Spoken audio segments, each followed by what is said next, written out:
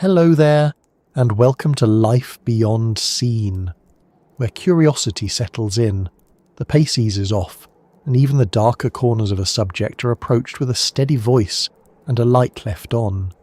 Tonight, our gentle walk takes us into the Great Smoky Mountains, a place people describe with a kind of immediate affection.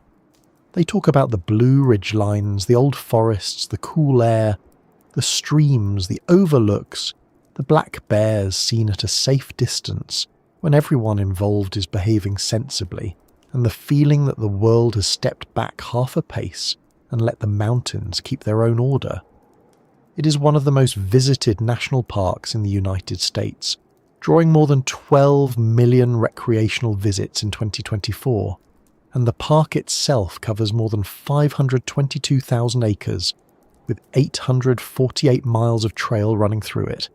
And yet, for all that beauty, or perhaps partly because of it, there is another side to the Smokies that stays with people. This is a place where visitors still go missing. Not every season, not every trail, not around every bend, but often enough that the idea has settled into local memory and into the quiet caution of rangers, hikers, families and search teams who know that these mountains do not have to be dramatic to be dangerous. They only have to be large, wooded, wet, changeable, and very good at making a person think they are closer to safety than they really are. The National Park Service warns that cell service in the park is extremely limited, that help may be hours away, that weather changes quickly, and that rescue is not a certainty. Before we settle into this one, I would love to know where you're listening from tonight and what time it is in your corner of the world. It feels fitting somehow. A story about people slipping out of sight in a place visited by millions, while all of us are listening from our own rooms, our own lamps, our own late hours, safely indoors and hopefully nowhere near a trail junction, with overconfidence and insufficient snacks. And if this is the kind of slow, thoughtful wandering you enjoy, I would be very grateful if you liked the video, subscribed and stayed a while. It helps this calm little space reach more people who enjoy learning in the quieter hours, and it lets me keep making these long night walks through history, science, mystery, and places that deserve a closer look. Now, this is not going to be a tale of monsters in the trees or some theatrical version of the wilderness where every twig snap means doom. The truth is more grounded than that, and for that reason, more unsettling. The Smokies do not need help being difficult. They do not need folklore to confuse a hiker, darkness to conceal a wrong turn, or a dramatic villain to turn a pleasant outing into a search operation. A map can be folded wrong. A trail can be underestimated. A stream can swell. A ridge can hide weather. A phone can show one hopeful bar of service and then think better of it.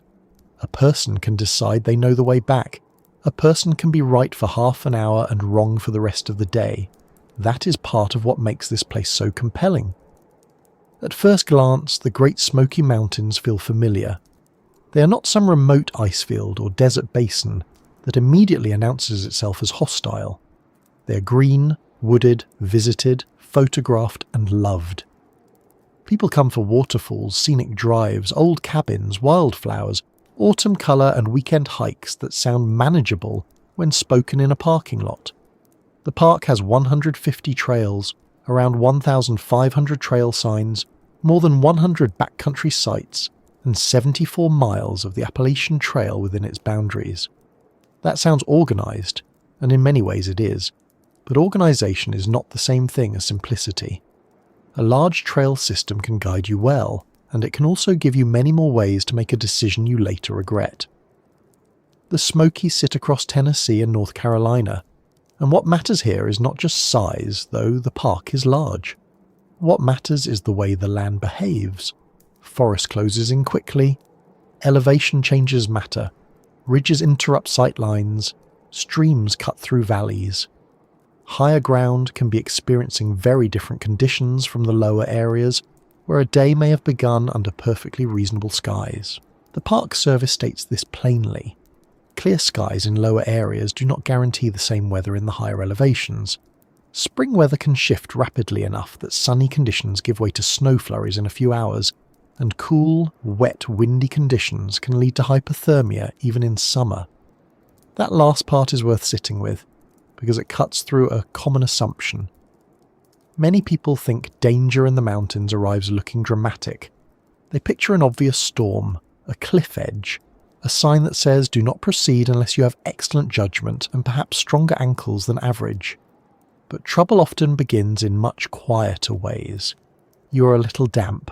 You are a little later than planned. The trail back feels longer than it did earlier. You stop to check your phone and realise it is doing nothing useful. You decide to keep moving because motion feels productive. Then the light starts going. Then your reasoning narrows. Then the mountain becomes less of a destination and more of a set of problems you did not mean to carry into the evening. The Park Service has had reason to emphasise this. Just days ago, Great Smoky Mountains National Park urged visitors to plan and prepare after a high number of emergency incidents in March 2026, including 18 backcountry search and rescue incidents, 15 front country EMS calls, and multiple technical rescues. Rangers specifically reminded visitors that swollen streams, washed out bridges, downed trees, and erosion can quickly change the difficulty of a hike. So when people ask why visitors still go missing here, the answer is not that the mountains are impossible to understand. It is that they are easy to misread. They look welcoming, and very often they are. They also require respect, and respect is not the same as fear. It is steadier than fear. It packs a headlamp instead of assuming the phone will do. It checks the weather at elevation instead of only in town. It tells someone the route. It turns around earlier than pride would prefer. It accepts that a national park with roads, maps, overlooks, and millions of visitors is still, in large sections, a remote and rugged wilderness where help may take hours to arrive. There is also a human factor here that matters more than we like to admit. People do not enter these mountains as blank rational machines. They arrive with moods, habits, assumptions, family dynamics, time pressure, and a very human tendency to upgrade a plan in their own minds. A short hike becomes a quick extra mile. A quick extra mile becomes, we may as well go a bit farther since we're already here. Someone feels embarrassed to say they're tired. Someone else does not want to look inexperienced. Another person saw a photo online and assumes the path must be straightforward, because the photograph had good lighting and no one ever uploads the moment they realise they had made a poor decision 3 switchbacks ago. Confidence is useful in the mountains right up until the moment it becomes a substitute for preparation. The Smokies are very good at exposing that difference without making a speech about it. A hiker can be physically fit and still badly equipped. A visitor can have been outdoors plenty and still be unfamiliar with this specific kind of terrain. Someone can be local to one side of the park and still get turned around in another. The variety is part of the challenge. One section may feel gentle, another steep and root-covered, another wet and slick, another deceptively calm until a stream crossing or drop in temperature changes the tone of the day.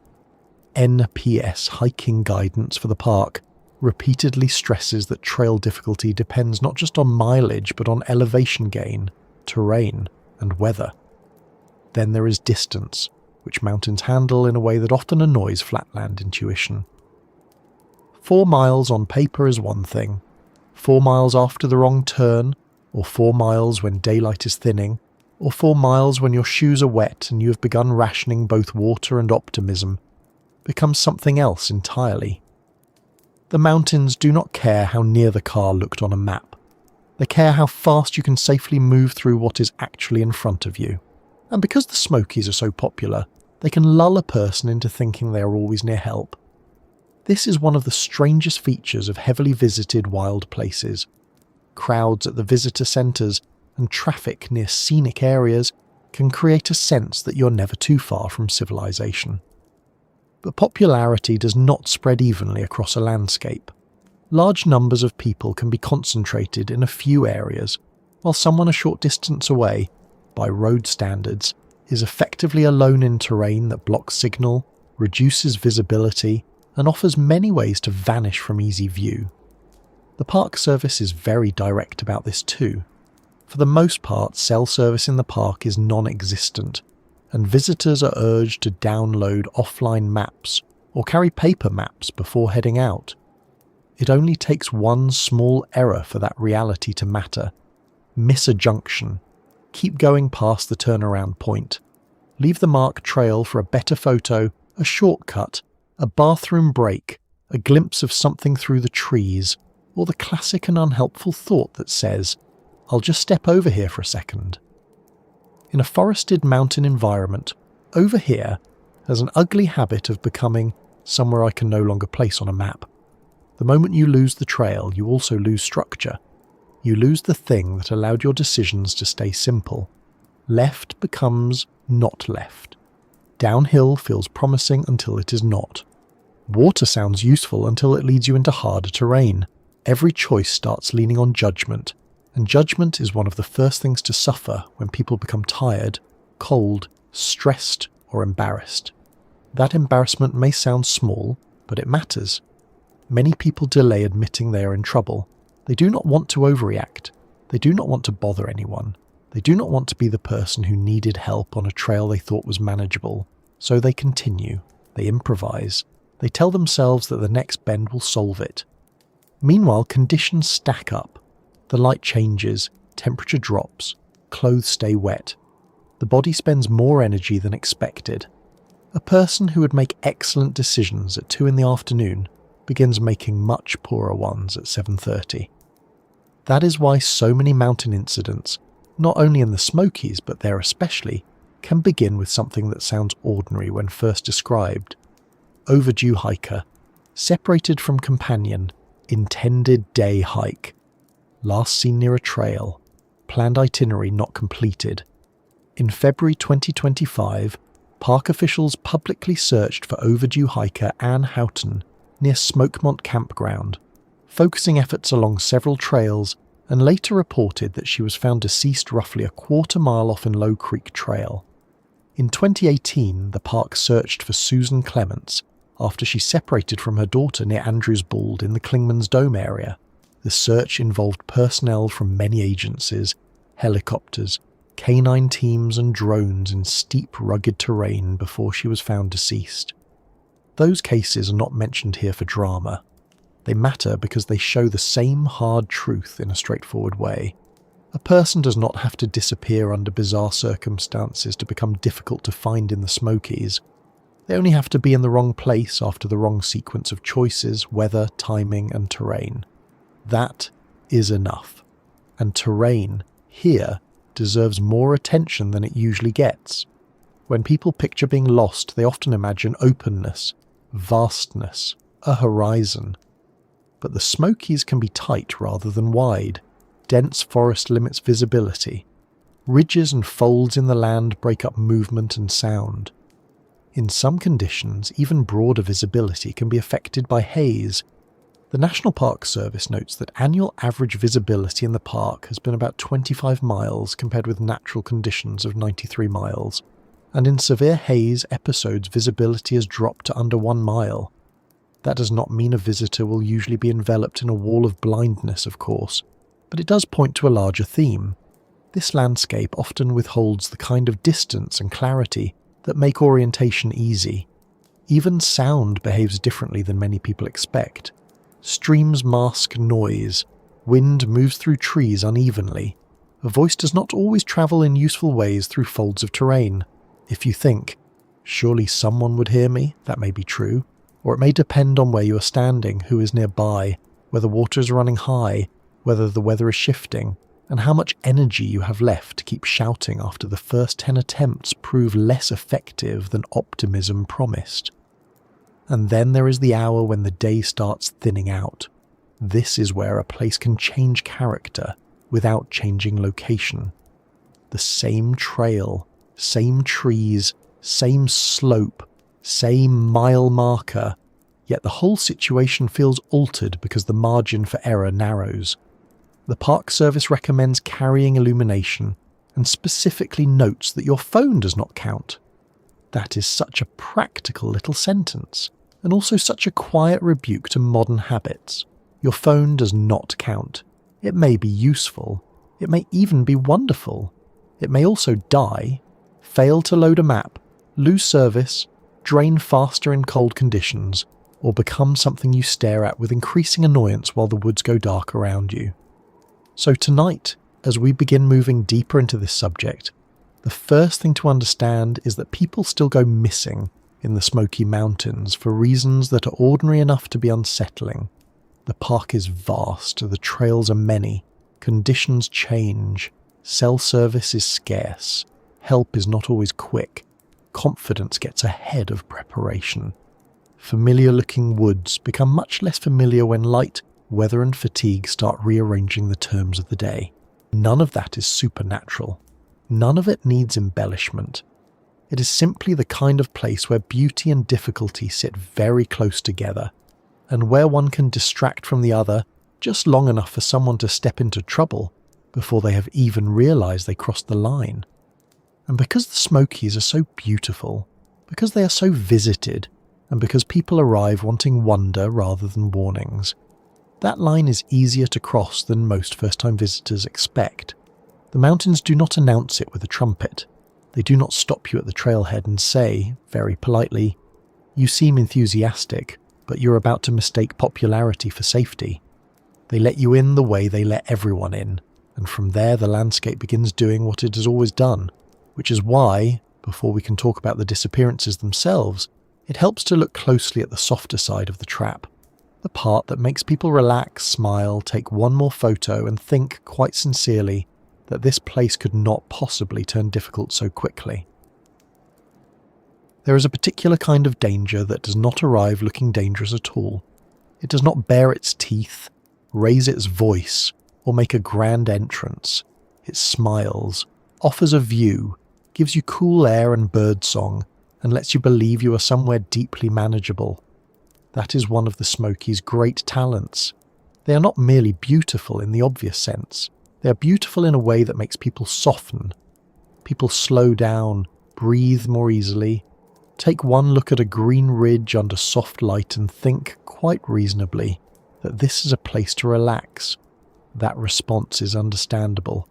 Great Smoky Mountains National Park is world-renowned for the beauty of its mountains, its plant and animal diversity, and the remnants of southern Appalachian mountain culture, and it remains the most visited national park in the United States.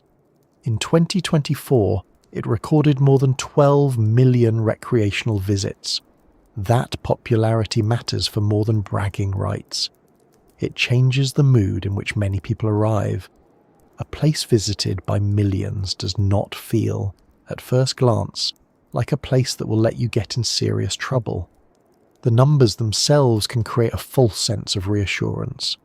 People assume that if a park is this beloved, this photographed, this folded into family vacations and weekend plans, then the rough edges must have been sanded down by familiarity.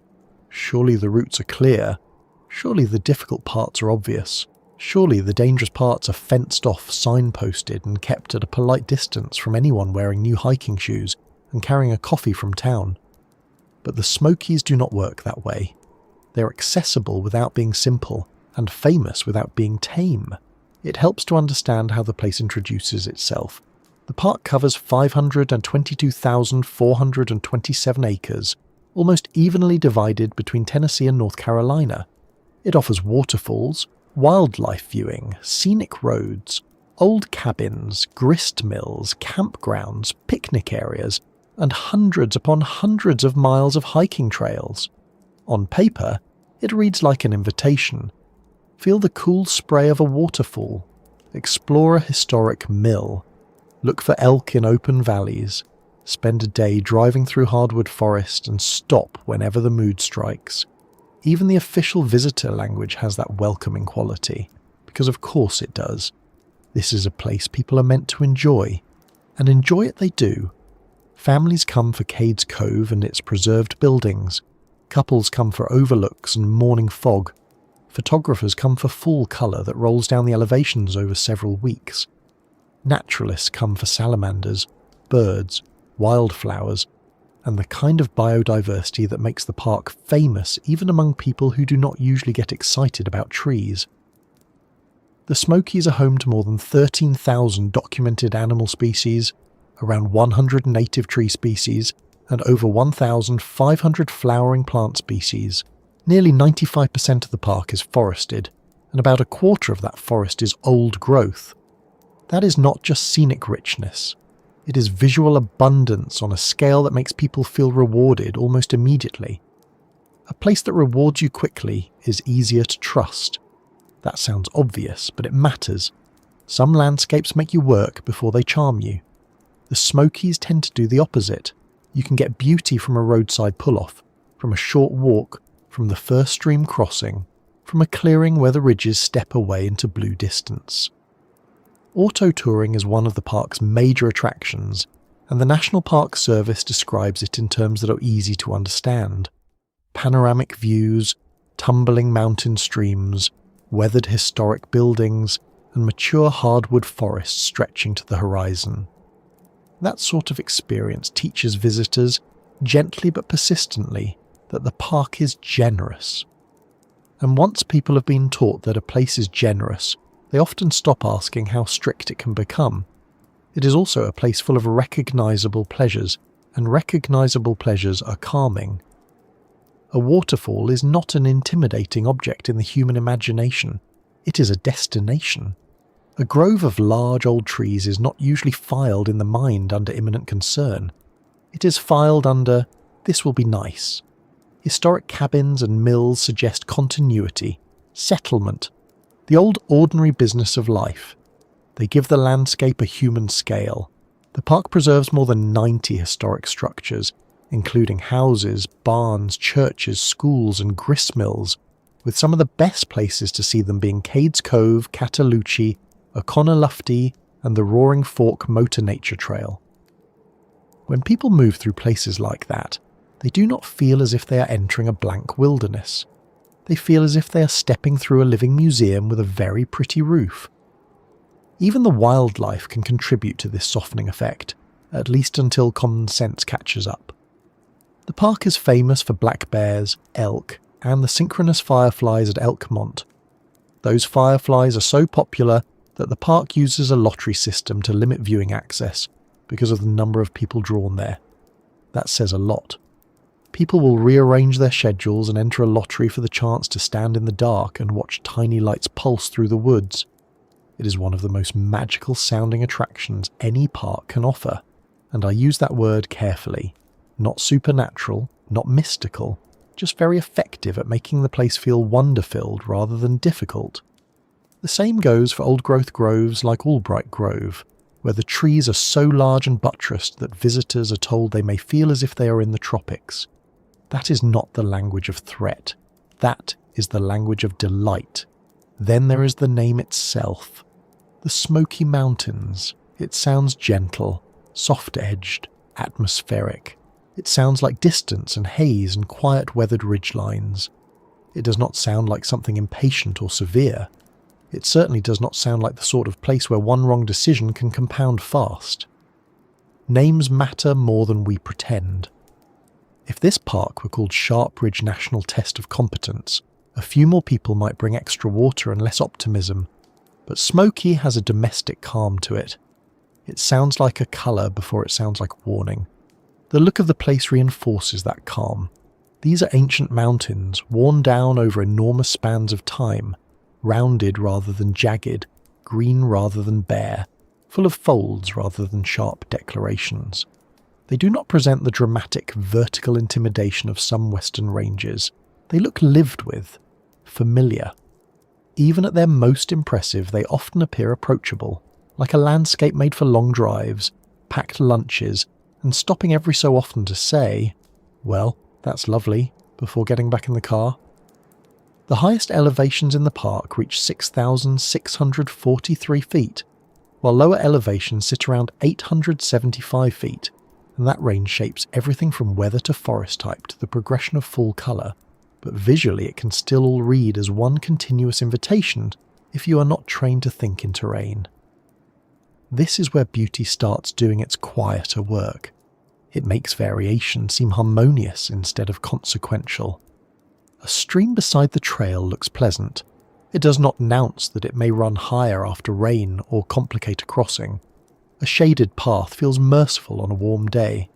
It does not announce how much earlier the woods can darken when you're under dense cover. A mountain road lined with overlooks and broad scenery does not immediately suggest what narrow, winding, unforgiving driving conditions can mean after fatigue sets in, or when traffic is heavy, or when wildlife appears where it pleases. The Park Service warns that roads here include blind curves, steep drop-offs, and frequent wildlife crossings, but that warning often arrives after the place itself has already made a stronger first impression. And first impressions are powerful. Once people feel safe, they begin editing out the information that complicates the feeling. Not entirely, not foolishly, just a little, enough to matter. A trail sign that says strenuous is read with optimism. A mileage estimate becomes negotiable.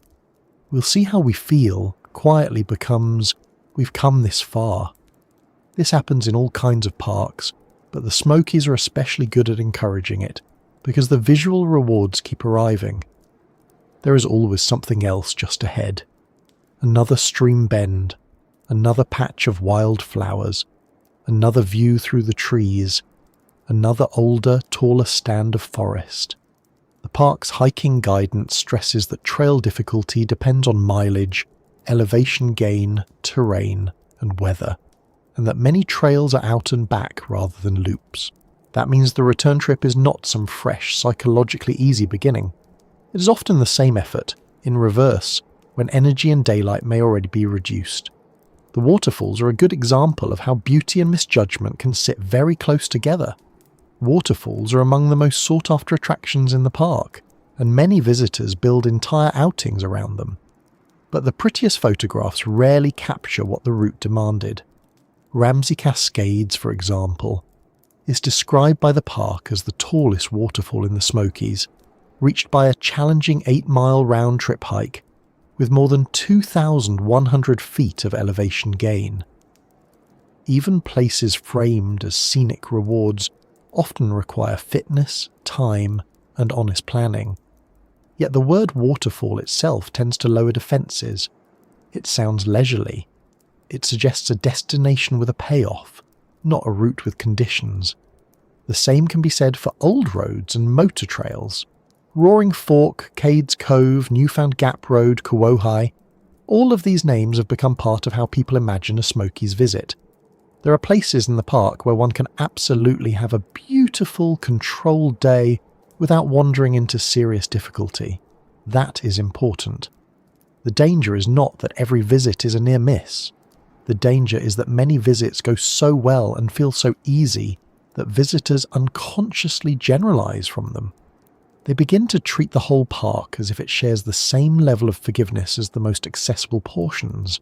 Once that happens, a trailhead a little farther out, a route a little longer, or a turn-off that looks perfectly harmless can inherit more confidence than it deserves.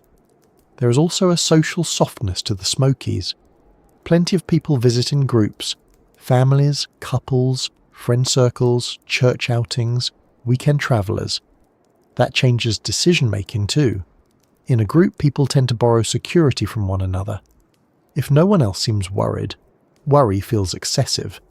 If someone says the hike is fine, that statement can carry more weight than the conditions themselves, and in a popular park, seeing other visitors has a calming effect even when those visitors are headed somewhere different, have different experience levels, or are making poor choices of their own.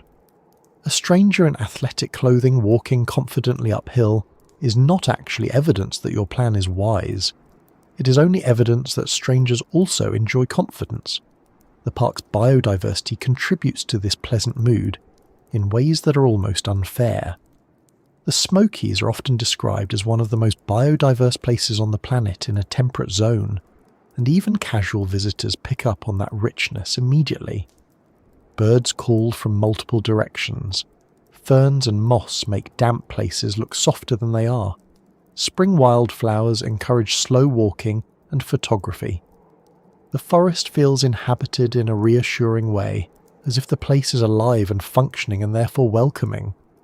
Which, in one sense, it is. But an alive and functioning mountain ecosystem is not necessarily organised around your return to the parking lot by dinner. Even the old growth has this effect. There is something calming about a forest that has clearly been there longer than anyone listening to this has been alive. Big trees suggest stability, endurance, perspective. Albright Grove, for instance, is promoted as one of the finest old-growth forests in the park, full of some of its tallest and oldest trees. Standing among those trunks can be deeply reassuring. It can also subtly encourage a person to stay longer, wander farther, and think in terms of experience rather than logistics. When a place feels restorative, practical thinking sometimes begins to sound rude. Nobody wants to interrupt a very peaceful afternoon by becoming the person who says, "We need to turn around now because light, mileage, and weather are still facts." But that person is usually the one doing everyone a favour. The weather adds another layer to the deception. Because the landscape is so green and the roads so well travelled in the main areas, visitors can forget how quickly conditions vary by elevation. The Park Service notes that topography can drastically affect local weather. Lower elevations may look settled, while higher ones are cooler, wetter, windier, and much less forgiving. Beauty smooths these differences visually. A ridge seen from below is still just a ridge. It does not show you the temperature drop you will feel once you climb toward it, or how quickly your pleasant day can become a damp, tiring one if you were dressed for the parking lot instead of the mountain. That is another way beauty lowers your guard. It edits consequences out of sight. The overlook gives you the ridge but not the effort. The waterfall gives you the spray but not the slick rock. The old road gives you the history but not the distance.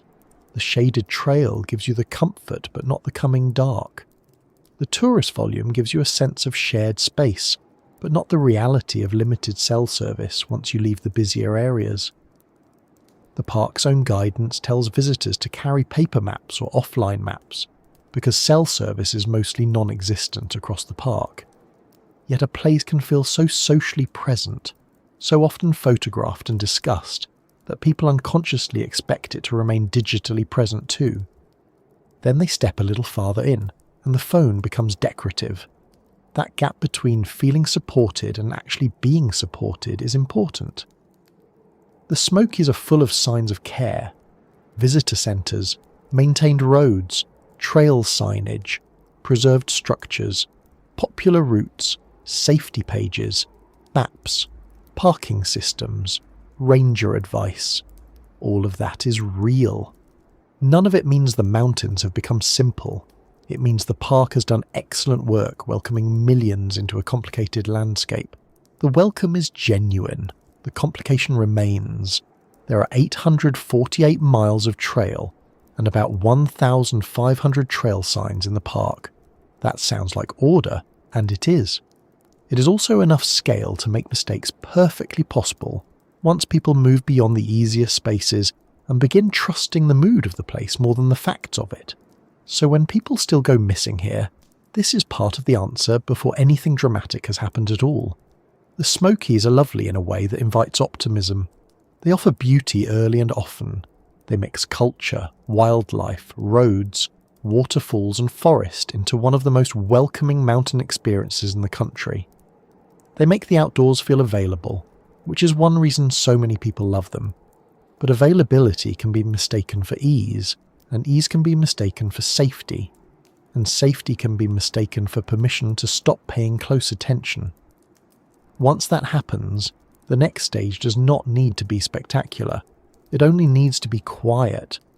A little farther down the trail, a little less light between the trees, a little more distance than expected, a little less signal, a little more confidence than the situation deserves.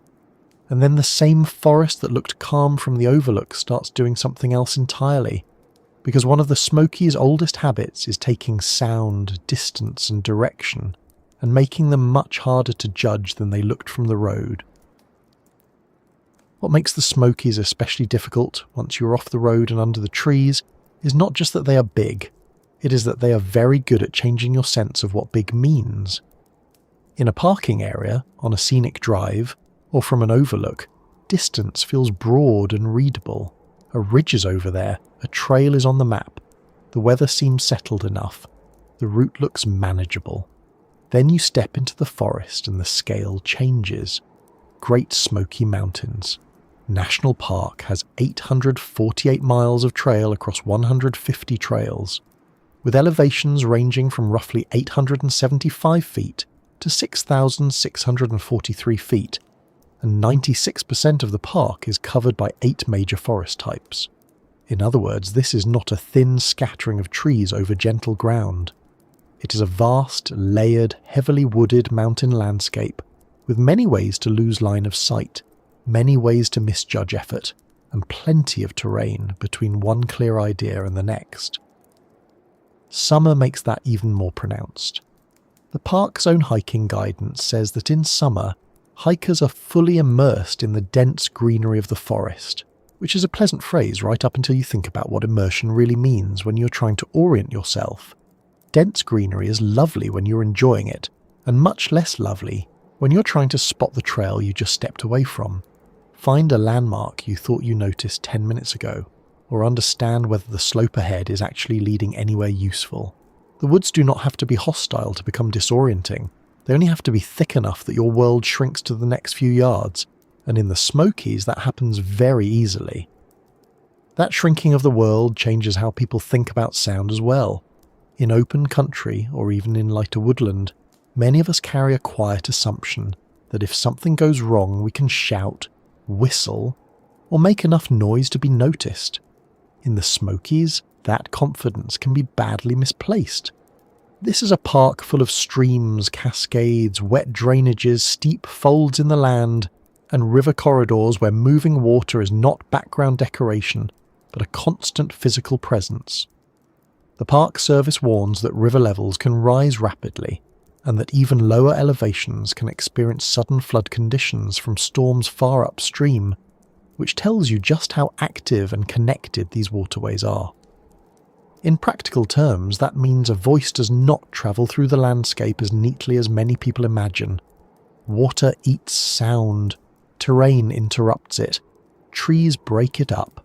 A person can be much closer to help than they realize and still feel very far away. Then there is the question of time, and the forest is very good at rearranging that as well. The hiking guidance for the park makes a point that seems simple, but is worth repeating because so many people overlook it. In the mountains, a short trail does not always mean it will be easy or take less time. That is partly about elevation gain and footing, but it is also about how wooded terrain makes progress harder to judge. You do not always see how much more climbing lies ahead. You do not always realize how much slower the return will feel when your legs are tired. And because most trails in the Smokies are out and back rather than loops, the way home is often not some fresh, psychologically easy route. It is the same route again, with less energy, less daylight, and sometimes less confidence than you had on the way in. The difference between what you can see and what is actually there matters a great deal in these mountains. Even when you're not under thick canopy, visibility in the Smokies is not always what people expect from a famous mountain park.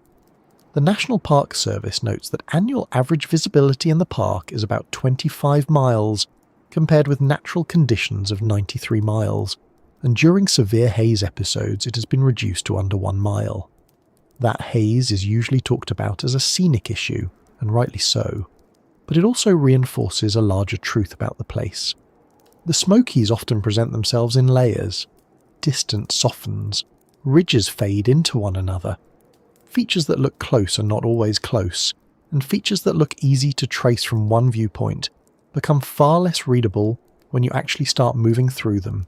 Add a dense forest below that softened horizon, and it becomes much easier to understand how someone can feel oriented in one moment and much less so in the next. A lot of this comes down to how the land is folded. These are old mountains, but old does not mean simple. 16 peaks in the park exceed 6,000 feet, and between those higher points lie hollows, drainages, gaps, ridges, old roadbeds, creek crossings, and stretches of trail where the landscape keeps turning away from any broad view that might help you reset your bearings. Elevation alone can change temperatures by 10 to 20 degrees Fahrenheit from the base of the mountains to the summits, which means the conditions you started in may not be the conditions you continue in. A person who begins a hike feeling fine in the lower elevations can find themselves colder, wetter, and more tired higher up, without quite registering how much those shifts affect decision-making. Confusion in the mountains is not always dramatic. Sometimes it arrives dressed as stubbornness and a light chill. Weather complicates all of this by making the forest feel inconsistent in a way that is hard to read from below. The Park Service is blunt about it. Clear skies in lower areas do not guarantee the same weather in the higher elevations. Spring can swing from sunny conditions to snow flurries within hours. In summer, afternoon showers and thunderstorms are common, with heat and humidity below and much cooler conditions above. At the tallest peaks, temperatures drop quickly and precipitation is heavier and more frequent. That means a trail can begin with picnic weather and end with something that asks much more of your clothing, footing, and patience. The forest does not need to hide that change. It only needs to let it arrive faster than you planned for. One of the least appreciated problems in a place like this is that people often mistake movement for progress. Once uncertainty starts creeping in, there is a natural urge to keep going. Standing still feels wrong. Backtracking feels like failure. So a person presses on, often hoping the trail will become obvious again, the crossing will improve, the junction will appear, or the view will open enough to settle the mind. But in a dense forest, motion can deepen confusion instead of resolving it. Every extra minute off route creates more space between you and the last point you clearly understood. If cell coverage were reliable, that might be less damaging.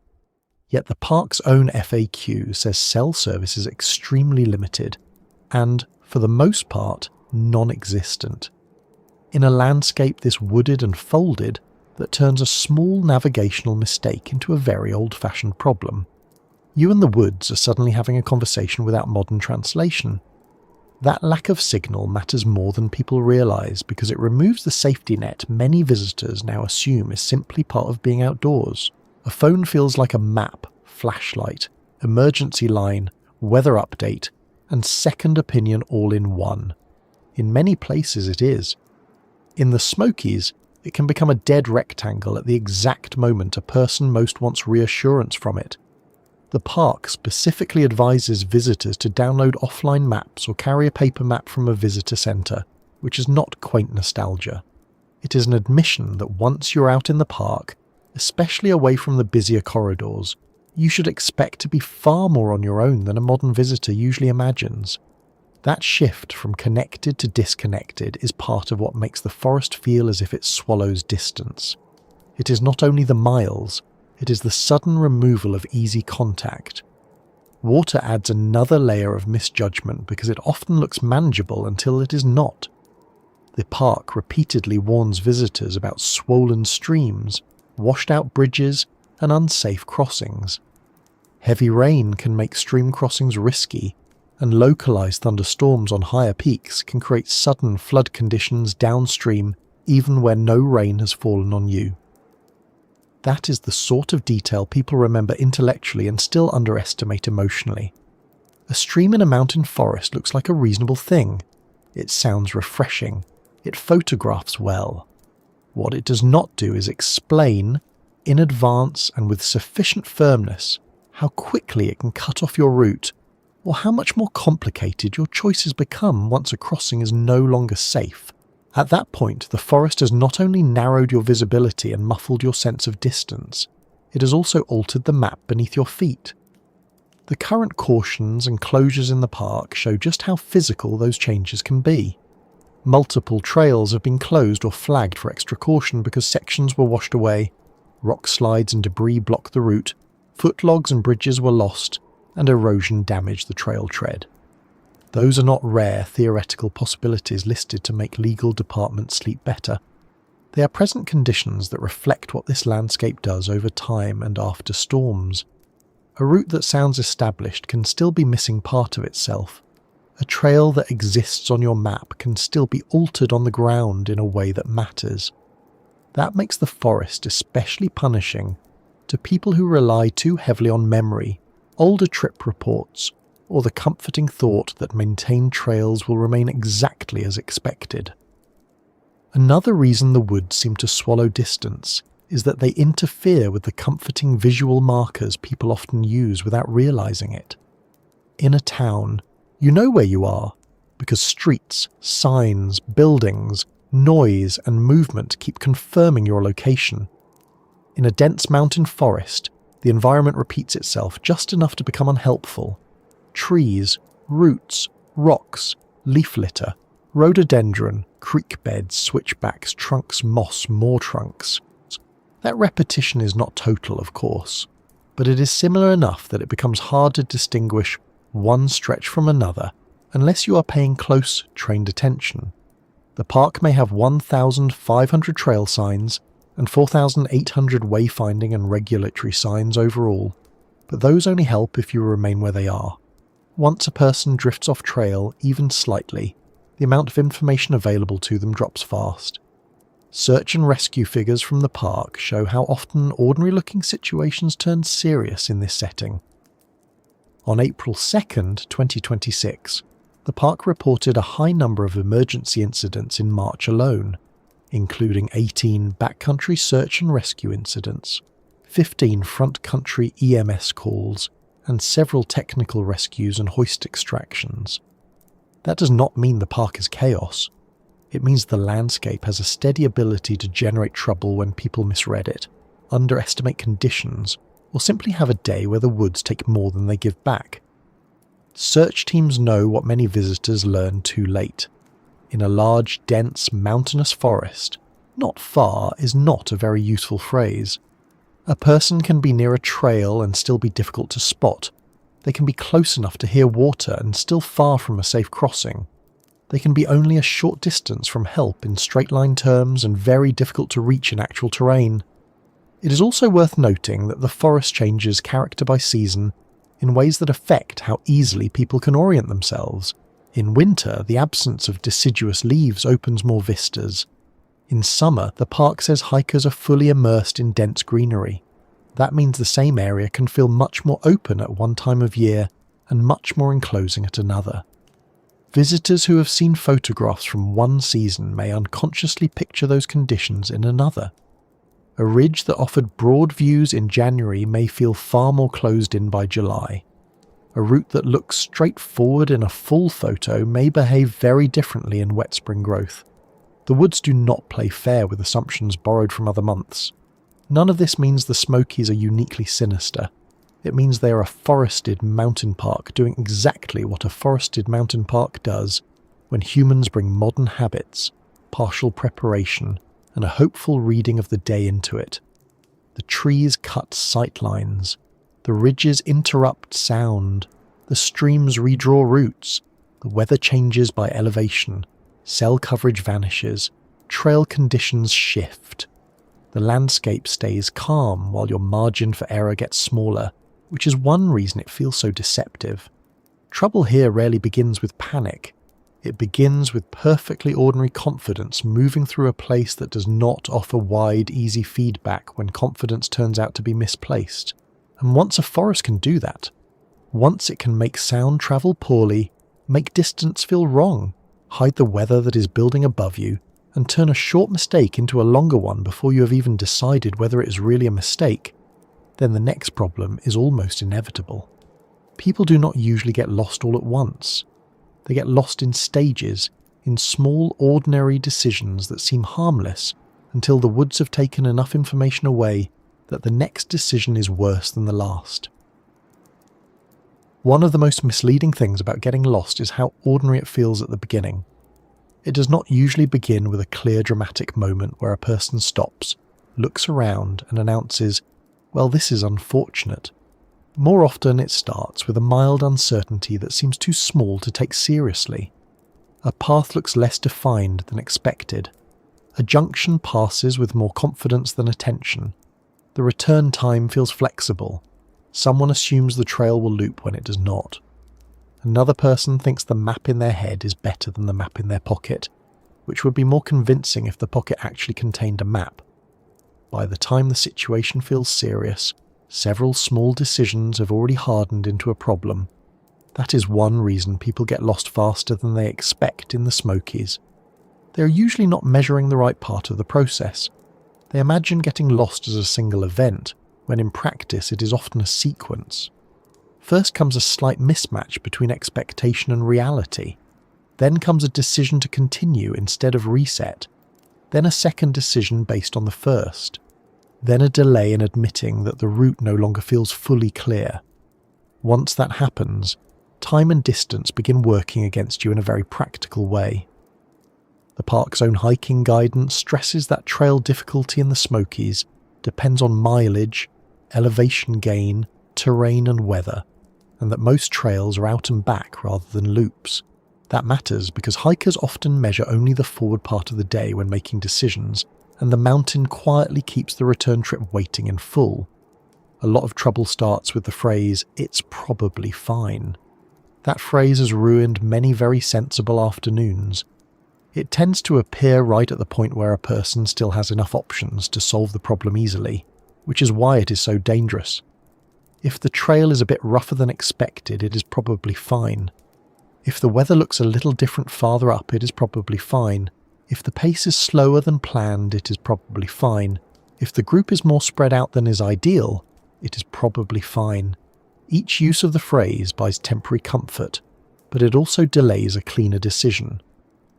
The Park Service advises hikers to turn back if a hike becomes more difficult than anticipated, which sounds simple enough when read indoors and much less attractive when you are already invested in reaching the viewpoint, waterfall, summit, or whatever else you told yourself was worth just a little farther.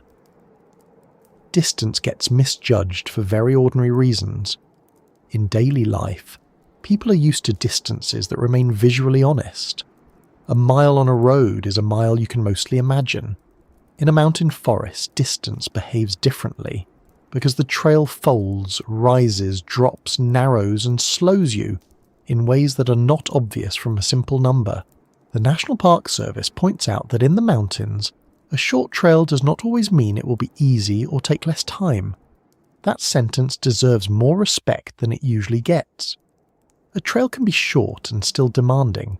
It can be moderate on paper and feel strenuous in humid weather, on tired legs, or with a pack that seemed perfectly reasonable back in the parking lot and has since become an argument between your shoulders and your life choices. Elevation gain is especially good at hiding inside optimism. Many people think in terms of mileage because mileage is familiar. Elevation is less intuitive until you feel it. A route that climbs steadily can drain energy much faster than people expect, especially if they're not used to hiking uphill for long periods. The Smokies' official guidance tells visitors to ask themselves practical questions before choosing a trail. Have I ever hiked this many miles or climbed this much elevation? Am I physically fit for this hike? Have I ever hiked in this kind of environment before? Those are excellent questions, and they become much less popular once everyone is already on the trail and no longer in a mood to answer honestly. People also get lost quickly because they do not always notice the moment when they stop navigating and start assuming. Assumption feels efficient. You're moving well, the trail seems obvious, the day is pleasant, and nobody wants to keep stopping to verify every turn like a suspicious accountant of the outdoors.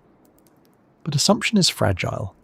Once the trail becomes less distinct, or another path appears, or a side route looks more established than it really is, the brain often fills in the missing certainty with confidence. It does not feel like guessing, it feels like recognition.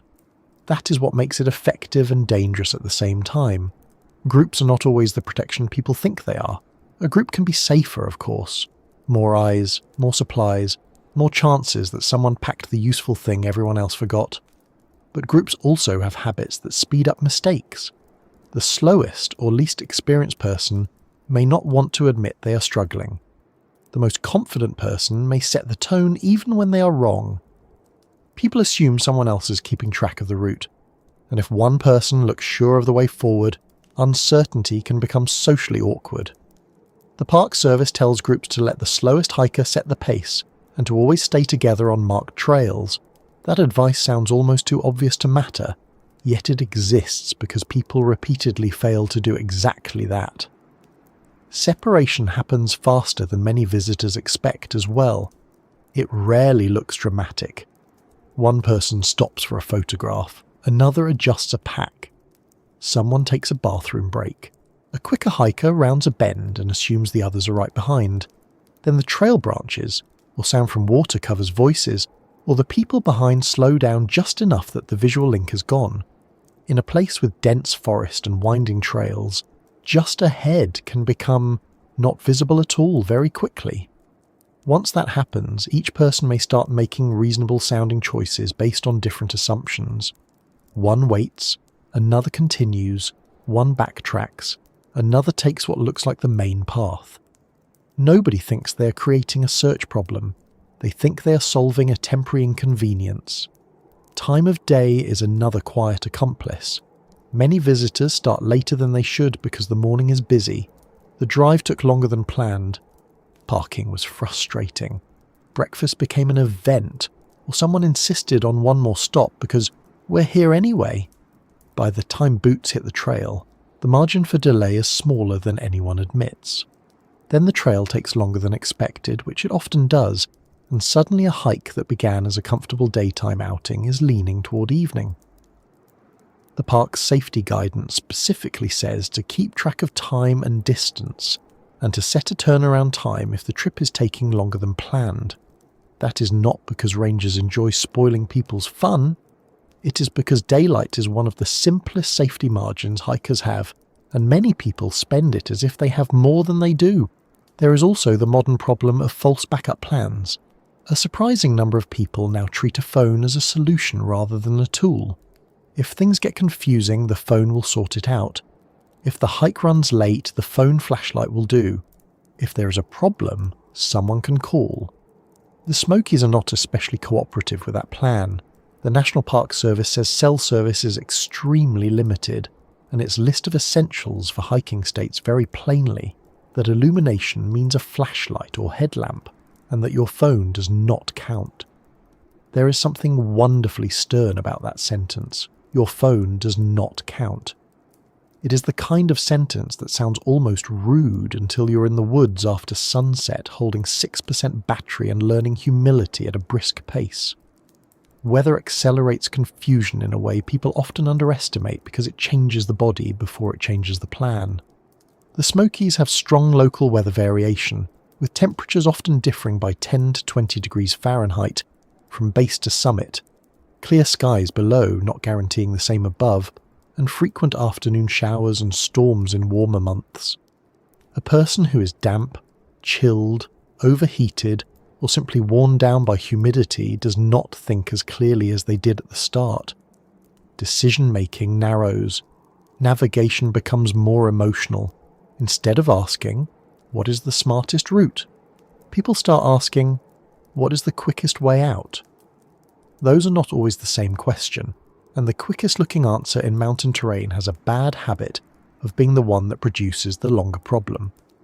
Fatigue does not announce itself very elegantly either. It often arrives disguised as impatience. A tired hiker becomes less willing to stop and check, less willing to backtrack, less willing to admit uncertainty, less interested in careful footing. That is one reason minor route-finding mistakes can bunch together late in a hike. The person is not necessarily panicking. They are just no longer doing their best thinking. The park's guidance urges visitors to take breaks often and pay attention to how they are feeling, which sounds modest enough until you realise that many trail problems are not caused by one catastrophic error, but by a gradual drop in judgment that no one names until after the fact. Another reason people get lost so quickly is that they overestimate how obvious the trail will remain. Many imagine a hiking trail as something that continuously declares itself. There is the path, there are the signs, and unless one is doing something unusually unwise, the route should stay fairly clear. In reality, trail conditions in the park are shaped by natural forces. The Park Service warns hikers to be prepared for swollen streams, bridge washouts, downed trees, and trail erosion.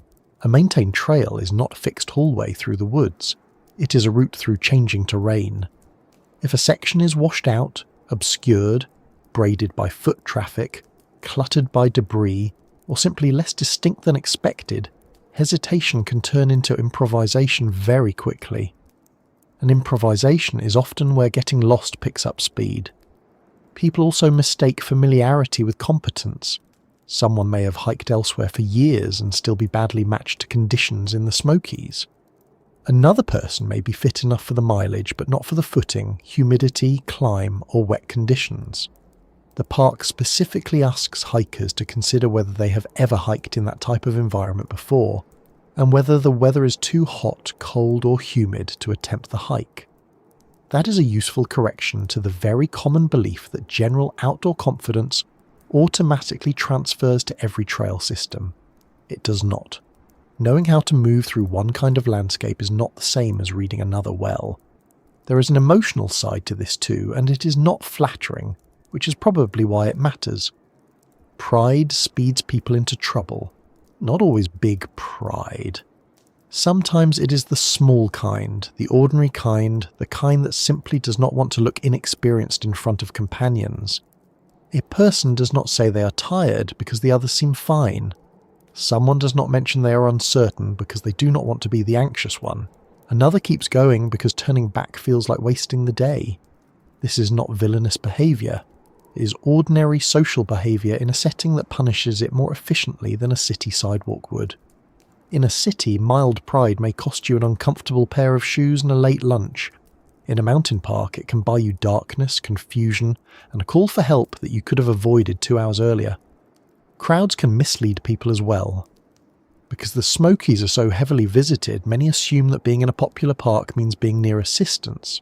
But popularity is uneven.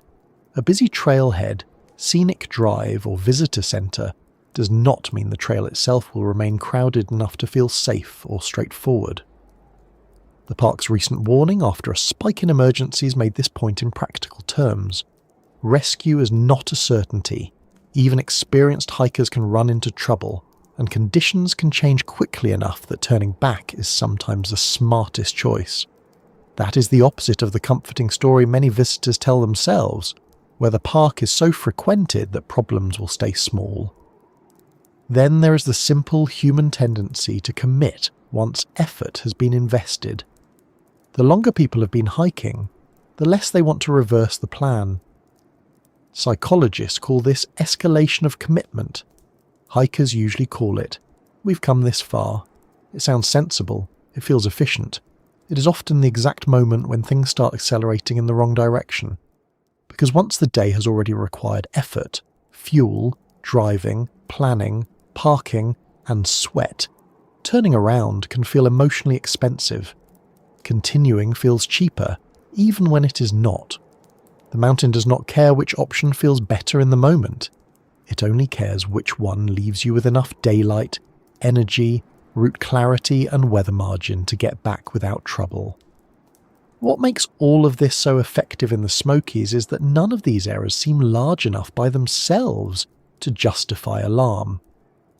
Starting a little late is not shocking. Going a little farther is not shocking. Trusting a phone too much is not shocking. Following the most confident person is not shocking. Forgetting that the hike is out and back is embarrassingly common, and therefore, in a strange way, comforting. Each individual mistake sounds survivable, and often it is. The trouble comes from accumulation. The trail is longer than expected. The pace is slower. The weather shifts. The group separates. The route grows less obvious. Battery drops. Light fades. Hunger appears. Feet hurt. No one wants to say they're worried. By then the person or group is no longer dealing with one problem. They're dealing with a stack of moderate problems that reinforce one another. That stack is why rangers keep repeating advice that can sound almost boring in its practicality. Research the route, know the difficulty, leave a trip plan, Carry the essentials, be weather ready, stay on marked trails, turn back when conditions no longer fit the plan. The guidance is plain because the mechanism of trouble is plain. There is no great mystery in most mountain incidents. The mystery is why people continue to imagine that getting lost will feel more obvious before it becomes serious. Usually it does not. Usually it feels manageable right up until the moment several manageable things have combined into something much less kind. And that is probably the central point here. People do not get lost faster than they expect because the mountains are playing tricks on them in some theatrical sense. They get lost faster than they expect because their expectations were built in the wrong environment. Daily life teaches people that errors are easy to correct, that routes remain legible, that help is nearby, that time can be stretched, that devices will compensate, and that confidence generally improves a situation. The Smokies answer those assumptions with terrain, weather, distance, limited signal, and the very old mountain habit of making every correction take longer than hoped. Once those corrections start taking longer, the next layer of trouble usually comes from the same place it so often does in these mountains, which is the very human belief that the trail, the weather, and one's own confidence are still roughly on the same side. There is a particular kind of confidence the Smokies seem to encourage, and it is not the loud kind. It does not usually sound like bragging. It sounds more reasonable than that. It sounds like, this trail is popular, so it should be straightforward. It sounds like, we've done hikes before. It sounds like, the weather looks fine from here. It sounds like, we can always turn around later. That is what makes it such a useful troublemaker. Great Smoky Mountains National Park has more than 800 miles of trails, and the park is very clear that those trails vary in difficulty not just by mileage, but by elevation gain, terrain, and weather. It also notes that most hikes here are out and back, not loops, which means every bit of effort on the way in is waiting for you again on the way out. A person can feel very steady at the start of that arrangement, and much less steady by the time the math comes due. That is where confidence starts causing problems. People often choose trails by the part that is easiest to imagine. Distance is easy to imagine. A number on a sign feels concrete. Elevation gain is less vivid until it reaches your lungs and calves. Terrain is even less vivid until roots, rocks, slick spots, and narrow tread begin slowing the pace you thought you would keep. The park's own hiking guidance urges visitors to ask plain questions before they go out. Have I ever hiked this many miles, climbed this much elevation, or hiked in this type of environment before? Those are honest questions, but they arrive before the hike, when honesty is still cheap. Once the day is underway, those same questions become much harder to answer without bruising one's pride. The Smokies also punish the common habit of confusing familiarity with readiness. Someone may have taken plenty of walks in the woods. Someone else may be fit in a gym sense, or may have done easier trails elsewhere, or may have a strong memory of another mountain day that went very well. None of that is meaningless, but none of it guarantees much here. The park tells hikers to know their limits, to choose a route suitable for the whole group, and to be weather ready because conditions can change quickly.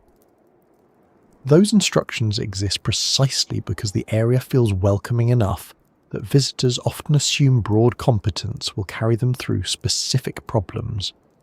It often carries them through the first part, which is the part that builds false confidence for the rest. A popular trail can make this worse, not better. Busy routes create the impression that a path must be safe simply because many people use it. That is comforting, but it is not especially logical. A trail can be well known and still be longer, steeper, rougher, wetter, or more tiring than a visitor expected. It can also be closed, partially damaged, or changed by conditions on the ground. The park currently warns that trails, backcountry campsites, and shelters may have warnings or closures, and it specifically notes that Laurel Falls Trail has been closed since January 6, 2025, for about 18 months of rehabilitation work. That is a useful reminder that even famous accessible-sounding places in the Smokies are not fixed stage sets. They change, and anyone arriving with last year's assumptions is already negotiating with outdated information. Weather is where confidence most often gets shown up, because weather can make a person look wrong very efficiently. The current conditions page for the park says outright that clear skies in lower areas do not guarantee the same weather in the higher elevations. The weather page adds that spring changes can happen rapidly enough for sunny skies to turn into snow flurries in a few hours, while summer brings heat, haze, humidity, and common afternoon showers and thunderstorms. That means a person can begin the day in conditions that seem almost friendly, then walk into a version of the mountain that asks for better layers, better pacing, and better judgment than they brought. Confidence based on the parking lot does not travel uphill especially well. The body notices these changes before the ego admits them. A hiker gets a little hotter than expected in the lower elevations, a little more chilled than expected higher up, a little more damp after a shower, a little more tired because the climb has gone on longer than the number on the trail sign made it sound. None of those things is dramatic on its own. Together they narrow the mind. A person who is warm, fed, and rested thinks in options. A person who is tired, wet, and running late starts thinking in shortcuts. That is exactly the wrong mental shift in a place where the park repeatedly advises people to turn back if conditions feel unsafe, or if the hike becomes more difficult than expected. By the time turning back feels emotionally expensive, it is often physically necessary. There is also the matter of how people pace themselves, which is another area where confidence likes to be optimistic. The official hiking page advises visitors to let the slowest hiker set the pace, to stay together, to keep track of time and distance, and to remember that total hike time includes both the trip to the destination and the return. It sounds almost too sensible to fail. And yet this is where many outings begin drifting into trouble. The stronger walkers pull ahead a little. The slower walkers insist they are fine. The destination gets treated like the main event, while the return gets treated like an administrative detail. On a short local walk, that kind of thinking may only cost you an achy evening. In a large mountain park, it can cost daylight and judgment at the same time. The Smokies add a further complication by making trail conditions a living thing rather than a fixed promise. The hiking safety guidance says the park's backcountry is managed as a natural area where the forces of nature determine trail conditions, and hikers should be prepared for swollen streams, bridge washouts, downed trees, and trail erosion. The current cautions page makes that warning very concrete. Some areas still carry Hurricane Helene damage, including trails with washed out sections, missing footlogs, unsafe water crossings, landslides, rock slides, debris and closures beyond certain points. If a person arrives with the quiet belief that a marked trail is basically a solved problem, the mountain has several ways to disagree. That disagreement can begin with something small enough to look manageable. A bridge is out, but maybe the stream looks crossable. The tread is rough, but maybe it gets better ahead. A closure affects one section, but perhaps the alternate route will be obvious. Confidence loves maybe, because maybe feels like a practical person's optimism. The problem is that each maybe transfers risk from planning to improvisation. Once a hike starts, depending on improvisation, the margin gets thinner. The park's recent April 2nd, 2026 news release was unusually direct about this after a spike in incidents. Trail conditions can change quickly. Hazards include washed-out bridges, downed trees and erosion, and if conditions feel unsafe or harder than expected, visitors should turn back because their safety is their responsibility. That is not dramatic language. It is corrective language, aimed straight at people who assume the mountain will be as convenient as their confidence would prefer. What often surprises people is how quickly a manageable hike becomes a layered problem. It is not just the trail, it is the trail plus weather, plus time, plus fatigue, plus the quiet embarrassment of admitting the day is not going according to plan. People dislike abandoning a destination after investing effort, which is why We've Come This Far remains one of the most dangerous little speeches in outdoor recreation. The mountain does not care that you drove a long way, found parking, packed snacks, and took a very nice photograph 1 mile back. It only cares whether you still have enough energy, light, and good sense to return safely.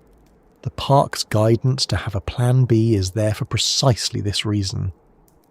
If the hike is no longer suitable, there are other ways to spend a day in the park. Confidence hears that and thinks, certainly for someone else. Modern technology has made this personality flaw worse. Many people now hike with the quiet belief that their phone is an emergency plan, a navigation aid, a flashlight, and a rescue line all in one. The Smokies are not impressed. The park states that cell service is extremely limited, and that illumination means a flashlight or headlamp because your phone does not count. It also says hikers should consider carrying a personal locator beacon and should use airplane mode if they only have a phone so the battery does not drain too quickly. There is something almost sternly parental in that advice, and understandably so. A phone works beautifully right up until the moment a person starts relying on it, as if signal, charge, and weather were all in a stable relationship. In these mountains, that relationship is often short-lived. The same goes for rescue. People tend to picture help as a system that becomes active the moment a problem becomes serious. The park tries to correct that assumption in very plain terms. Its safety page says cell service is extremely limited, and help may be hours away. Its hiking safety page adds that rescue is not a certainty, and that rangers may take several hours to respond to incidents in the backcountry. The April 2026 release underscored why that matters. In March alone, rangers responded to 18 backcountry search and rescue incidents, including hoist extractions and technical rope rescues, along with 15 front country EMS calls. Even experienced hikers ran into trouble. That is an uncomfortable set of facts for the overconfident, because it removes the fantasy that competence is optional when a professional system exists somewhere in the background. The system exists. The mountain still gets first say. And it is not only backcountry experts who have to take this seriously. The park's broader safety page notes that fatal injuries occur every year in Great Smoky Mountains National Park, with motor vehicle accidents and drownings leading the list. That matters because it widens the picture. Trouble in the Smokies is not confined to the sort of dramatic expedition that looks risky in advance. It can begin on roads, near water, on familiar day hikes, or in the ordinary transition between one easy-looking part of the visit and the next. Confidence does not have to be grandiose to be dangerous. It only has to decide that caution is for people doing something more extreme than whatever you happen to be doing. The roads themselves feed that illusion in an almost sneaky way. They make the park feel connected, accessible, and close at hand. You can drive to scenic areas, stop at visitor centres, tour historic sections, and move through a remarkable amount of beauty without feeling remote at all. But once a hike branches away from that road network, the mood changes faster than people expect. The current conditions page tells visitors to know the status of roads, facilities, and trails before they go, and the weather page offers forecasts for park areas, because one broad regional forecast is often not enough. In other words, the park is organised for visitors, but it is not simplified for them. Good access can coexist quite happily with complicated decisions. Confidence tends to notice the first half of that sentence and skim the second. There is another problem with confidence, and it is a social one. In groups, certainty is contagious. If one person seems sure, the others often relax into that certainty even when no one has actually checked anything recently. The official advice to let the slowest hiker lead and to stay together sounds basic, but it exists because groups regularly do the opposite. They spread out, trust that everyone knows the plan, and assume that if something really important had changed, someone would have noticed by now. That works until a trail condition, weather shift, or wrong turn reveals that nobody has been actively evaluating the situation for the last half hour. At that point, the group is no longer benefiting from shared confidence. It is being dragged along by it. So the real trouble with confidence in the Smokies is not that it makes people reckless in a cinematic way. It makes them slightly less careful than the setting requires. It persuades them to trust the forecast they saw in town, the route they glanced at once, the battery percentage that seemed respectable, the strong hiker in the group, the idea that they can always turn around later, and the hope that a popular park will remain conveniently forgiving. Sometimes those assumptions hold long enough to feel validated. Then the trail changes, the air changes, the light changes, and the whole arrangement begins asking harder questions than confidence is equipped to answer. That is usually the point where the mountain stops feeling like an outing and starts feeling like a test. And it is also usually late enough in the day that the next thing pressing in is not only weather or terrain, but the hour itself. Because the Smokies become a very different place once the light starts thinning and the woods begin handing more of the conversation over to dusk. If daylight is the part of the Smokies most people recognise from postcards, brochures and weekend plans, then the hours after sunset are the part that quietly remove those comforts one by one. The roads are still there. The trails are still there. The forest is still the same forest. But the terms change fast. In a place where cell service is extremely limited, where help may be hours away, and where many hikes are longer and steeper than visitors first assume, darkness does not create all the danger. It simply makes every existing problem harder to solve. That is why the park's own hiking guidance insists on carrying real illumination, specifically a flashlight or headlamp, and adds the very direct reminder that your phone does not count. The first change after sunset is visual, of course, but not in the dramatic way people sometimes imagine. The woods do not suddenly become a wall of theatrical blackness with a soundtrack. What happens is more practical and more dangerous than that. Contrast collapses, depth becomes unreliable. The tread of a trail, which seemed obvious in afternoon light, begins to blend into leaf litter, roots, wet stones, and shadows cast by the same trees that looked harmless an hour earlier. In summer, the park notes that hikers are fully immersed in dense greenery. When that greenery loses the last useful daylight, routes become harder to read, turns become easier to miss, and the simple act of placing your feet where you intend becomes less automatic. That matters because evening is when many small mistakes finally present the bill. Starting late, stretching a route, lingering at an overlook, taking too many photographs, believing the return will somehow feel shorter, all of that can remain invisible while the sun is up. Once the light begins to thin, the same choices turn concrete. The park tells hikers to keep track of time and distance, and to remember that total hike time includes both the trip to the destination and the return. That advice sounds basic because it is basic, but after sunset basic things start carrying more weight. A 20-minute delay that meant very little at 3 in the afternoon can mean a headlamp descent, colder air, and much worse judgment at 7:30. The second change is psychological. Darkness narrows people. In daylight, uncertainty feels manageable, because the environment keeps feeding you information.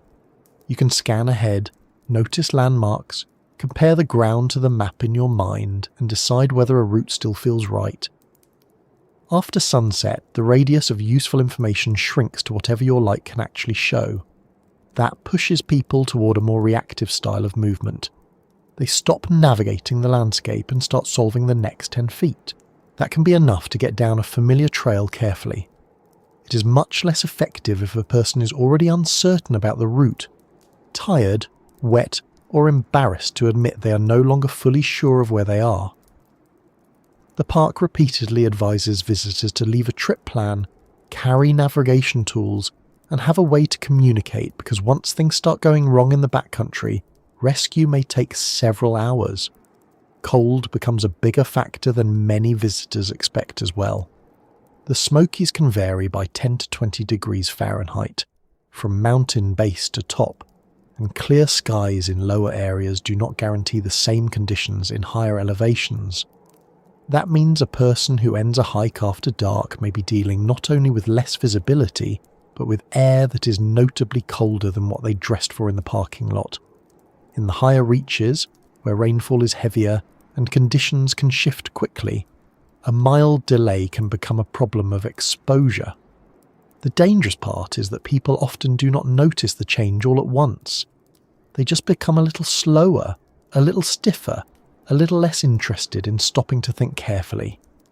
That is exactly when careful thinking is needed most. Wetness amplifies all of this. The park receives heavy annual rainfall with roughly 55 inches a year in the lowlands and up to 85 inches at Kuoe, the highest point in the park. Summer afternoon showers and storms are common, and the safety guidance explicitly warns hikers to be prepared for wet weather and quickly changing conditions. A person descending after sunset on damp rocks, wet roots, or muddy tread does not just move slower. They fall more easily, burn more energy staying upright, and often become colder much faster than expected. A dry trail in fading light is one problem.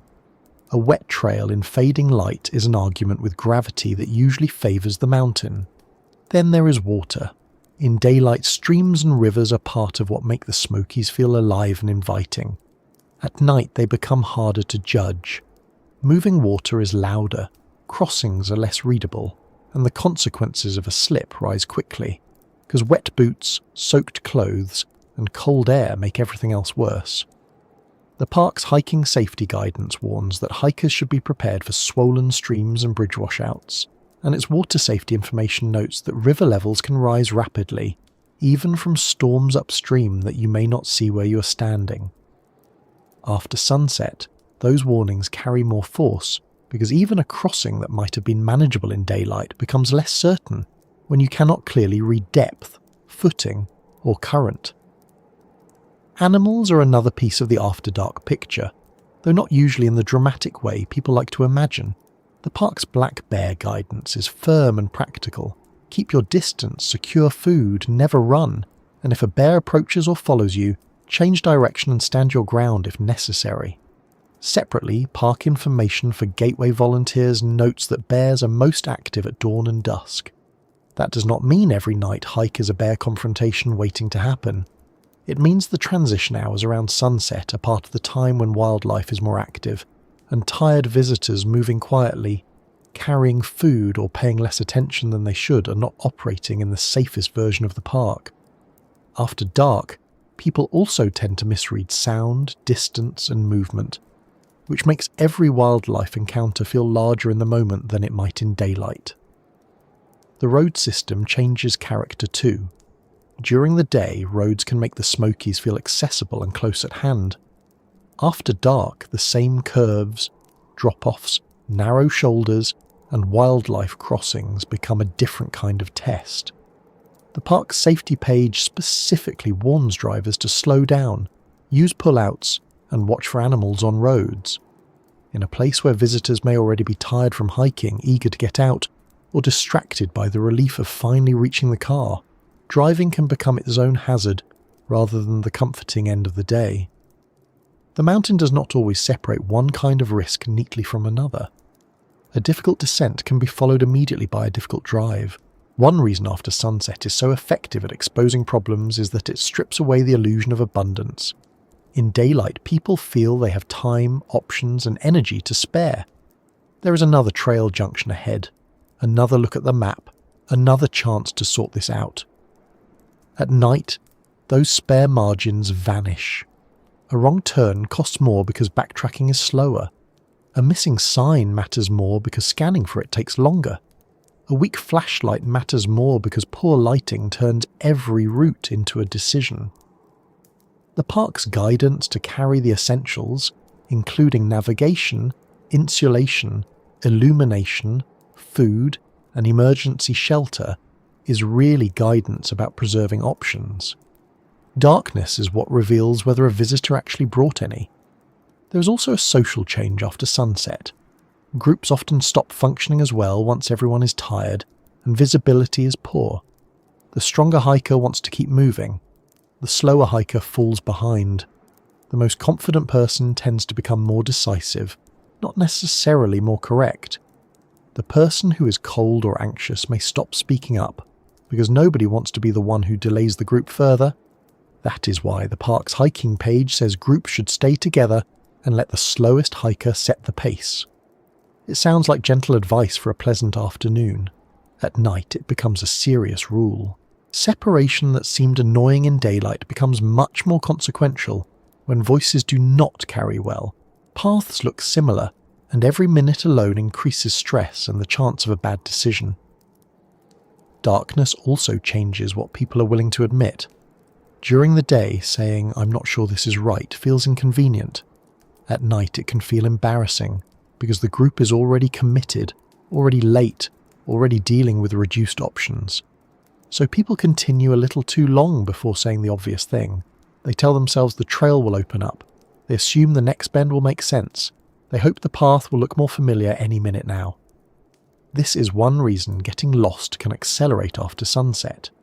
It is not that the terrain suddenly becomes stranger. It is that people become more reluctant to stop and reset at exactly the point when resetting is most urgent. The park's repeated emphasis on turnaround times and Plan B options exists because hesitation becomes expensive once the light is gone. A phone, again, is usually where modern confidence gets corrected. The Smokies FAQ makes the situation plain. Cell coverage is extremely limited and, for the most part, non-existent. The hiking guidance recommends airplane mode to conserve battery if a phone is all you have, which is not exactly a glowing endorsement of the phone-only strategy. After sunset, when people start using a screen as a map, a light, a camera, and a source of reassurance all at once, the battery problem gets worse. Cold can reduce battery performance, active searching drains power, and the emotional temptation to keep checking the device is hard to resist. The result is that many people discover too late that their most trusted piece of equipment is now the thing they are trying not to look at too often. The park's recent incident data shows why this part of the day matters so much in practice. After a high number of emergencies in March 2026, the park reported 18 backcountry search and rescue incidents in a single month, along with technical rescues and hoist operations.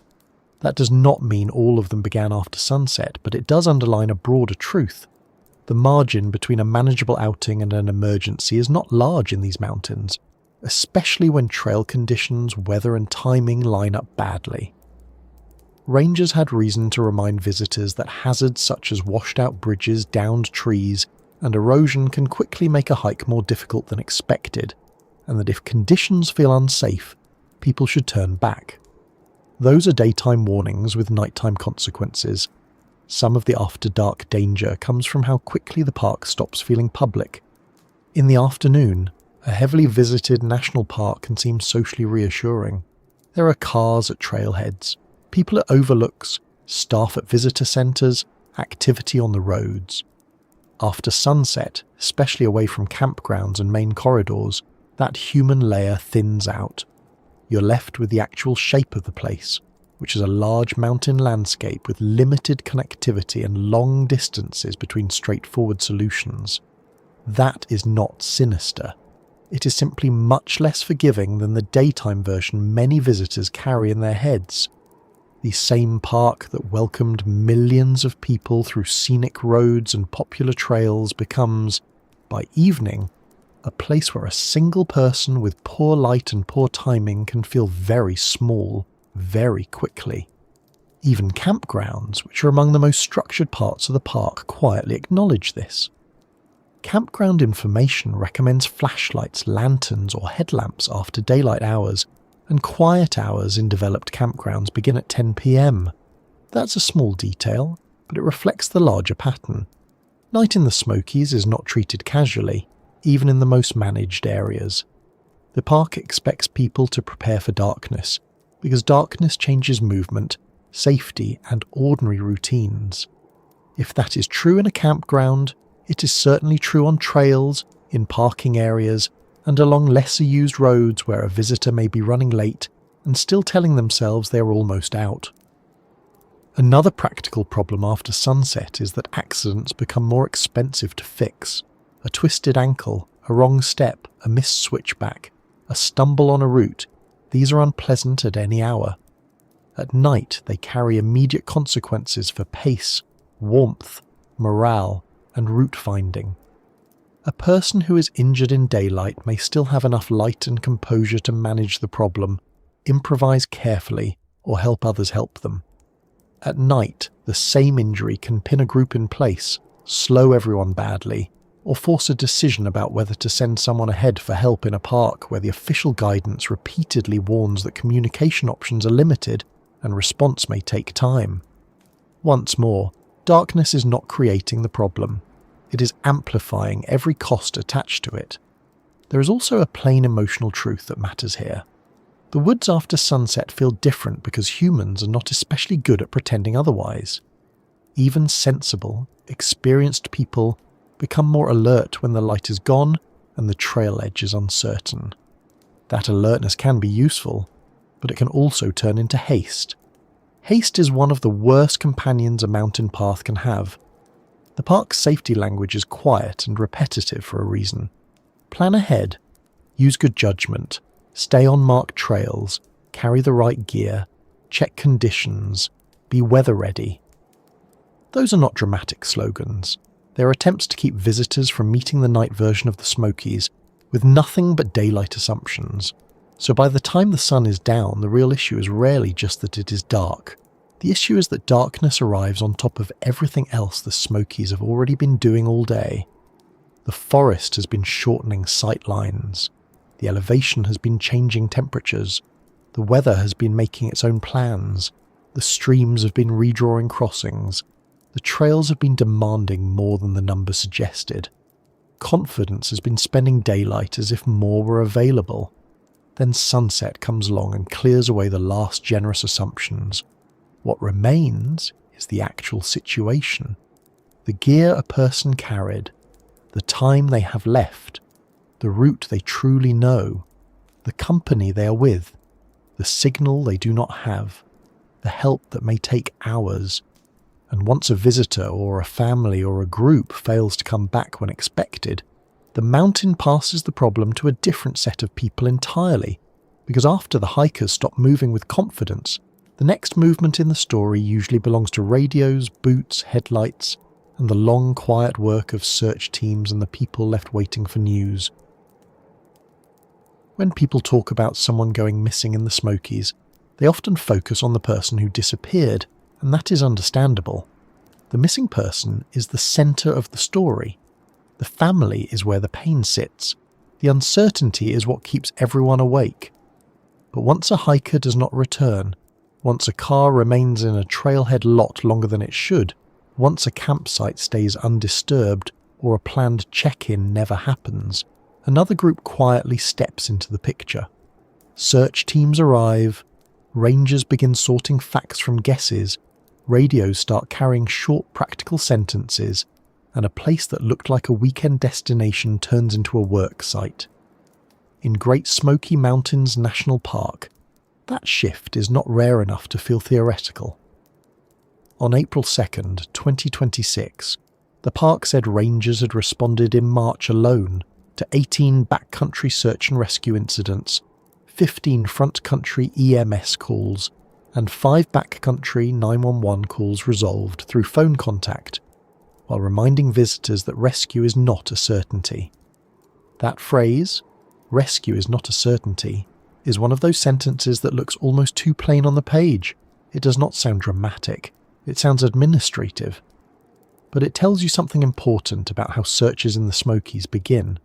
They do not begin in a landscape built for quick, easy recovery. They begin in a park where cell service is extremely limited, where for the most part service is non-existent, and where help may be hours away. If someone is overdue, the first problem is often not a lack of willingness to help. It is a lack of immediate information. Where exactly were they last seen? What route did they really intend to take? Were they alone? Did they change plans? What gear were they carrying? Did they leave a trip plan at all? The mountains are large enough to make those questions matter very quickly, and that is one of the hardest parts for everyone waiting. The beginning of a search is often full of uncertainty that feels almost insulting in its simplicity. People want one clear answer.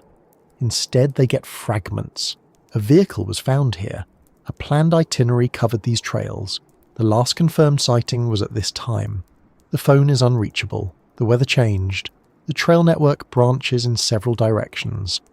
In the February 2025 search for overdue hiker Ann Houghton, the park said law enforcement and search and rescue personnel focused efforts along Bradley Fork, Chastine Creek, Hughes Ridge, and Enloe Creek trails after her vehicle was found at Smokemont Campground.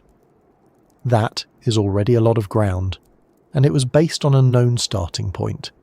Even with that, the search had to begin by narrowing possibilities in a landscape that does not make narrowing easy. The public version of a search is usually brief.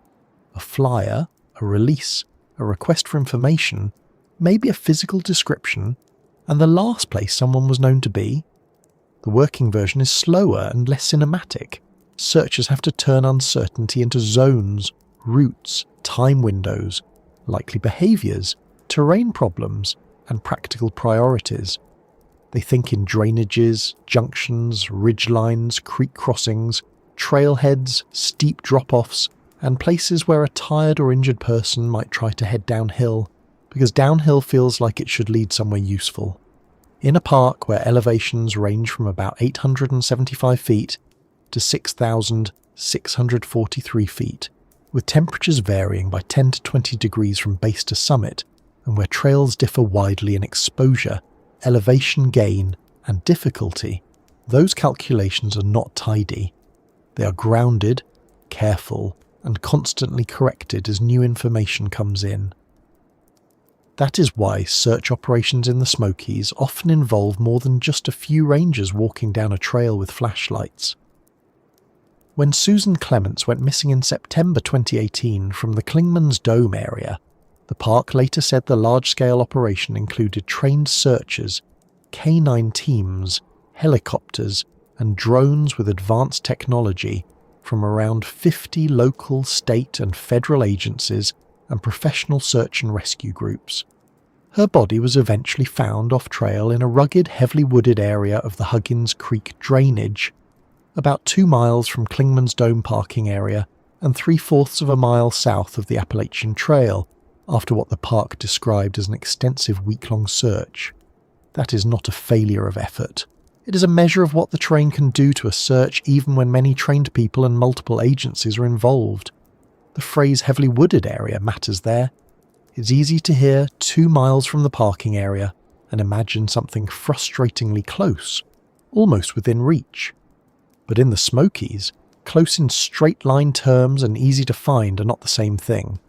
Forest cover, ridges, drainages, weather, noise from moving water, and simple lack of sight lines make the search area behave larger than the map suggests. A person can be near a trail and still be very difficult to spot. A person can be within a short distance of a familiar route and still be tucked into terrain that breaks visibility and slows searchers badly. That is one reason waiting is so painful. The family hears numbers that sound small. The mountain interprets them differently. For search teams, silence has several meanings, and none of them are comfortable. Sometimes silence means no phone signal. Sometimes it means no eyewitnesses. Sometimes it means no clear trail of movement and no response to calls. Sometimes it means a person may be injured, hypothermic, disoriented, asleep from exhaustion, or simply in a place where their voice will not carry well through ridges, trees, and water. The park's safety guidance is very direct that cell service is extremely limited and help may be hours away, and the April 2026 emergency notice adds that if you have no cell service, send someone for help. That is practical advice for hikers, but it also hints at the communication gap searchers confront. In plenty of places, calling for help is a simple first step. In the Smokies, there are many situations where nobody gets to make that call clearly or at all. The people waiting at home are dealing with their own kind of silence by then. A search is a terrible environment for imagination because the known facts are so sparse and the possible explanations are so many. Family members replay the last conversation. They remember what the person was wearing, what they packed, how confident they sounded, whether they mentioned the weather, whether they were hiking alone, whether anyone else knew the exact route. In the case of Ann Houghton, The park release described her planned itinerary as hiking in the park from January 28th until January 29th, and she was reported missing on February 1st. That gap between when someone expected to finish and when a search becomes public is the kind of time that families feel in every minute. It is not empty time. It is full of checking, calling, hoping, and the rising dread that comes when ordinary explanations begin to fall away. The search teams are not sitting still during that time, of course, but their work rarely gives the family the sort of immediate emotional relief that people hope for. Searchers move in patterns that are logical rather than comforting. Rangers and partners focus on likely routes, likely mistakes, likely shelter points, likely decision points. They have to think about where a person planned to go and where a person under stress might actually end up. The April 2026 park release listed just how varied recent responses had become. Backcountry search and rescue incidents, Tennessee Army National Guard hoist extractions, technical rope rescues, front country EMS calls, and backcountry 911 calls resolved without a full rescue response. That variety tells you something important. The Smokies do not produce one standard kind of emergency. Search and rescue personnel have to be prepared for a wide range of terrain, injuries, access problems, and extraction methods. There is also the practical rhythm of a search day, and it is not especially glamorous. Teams brief, routes are assigned, weather is checked and rechecked. Equipment has to match what the ground is likely to demand. If there are dogs, aircraft, rope teams, or drones involved, those resources have to be coordinated rather than simply thrown into the woods and hoped for. If roads or parking areas need to be managed around the operation, that becomes another task. During the Susan Clement search, the park said Clingman's Dome Road remained closed so staff could remove the infrastructure brought in to help manage and support the operation. That detail is revealing. A large search is not just people looking. It is logistics, staging, communication, transport, access, and a lot of patient work done by people whose names most listeners will never hear. And then there is the weather, which does not pause because a search would prefer better conditions. The park warns that clear skies in lower areas do not guarantee the same weather at higher elevations, and that temperatures can differ substantially from base to summit. In practical terms, this means searchers and search subjects may be dealing with different versions of the same mountain at once. Rain, cold, wet ground, and fading light are problems for the missing person, but they're also problems for the people trying to reach them. A steep slope is still steep for trained rescuers. A washed-out crossing is still damaged for everyone. Downed trees and erosion do not become courteous, because the mission is urgent. That tension is part of what makes search work in the Smokies so emotionally strange. On one hand, it is full of motion. Radios, briefings, routes, teams, trucks, maps, coordinates, air resources, repeated decisions. On the other hand, for the family it can feel like standing still, waiting for an update, waiting for the phone, waiting for a sentence that starts with "they were found," and then holding your breath for the next two words because you already know they matter more than anything else in the world. Alive and conscious, injured but stable, deceased. Searchers know that too, which is one reason their public language tends to stay calm and spare. There is no point dressing uncertainty up with false comfort. The work itself is where the hope lives. Sometimes that hope is rewarded quickly. The April 2026 emergency report noted that in March there were 5 backcountry 911 calls resolved through phone contact, preventing the need for full rescue responses. That is a small line in a larger release, but it reveals an important fact. Not every emergency becomes a long search. Sometimes a person can be talked through a route issue, a location can be clarified, or a developing problem can be contained before it grows teeth. That is the best version. It means a call got through, the person was able to communicate, and the situation stayed within the bounds of correction. The existence of those cases also throws the harder ones into sharper relief. When contact cannot be made, the mountain becomes much less negotiable. search teams know that behaviour matters too.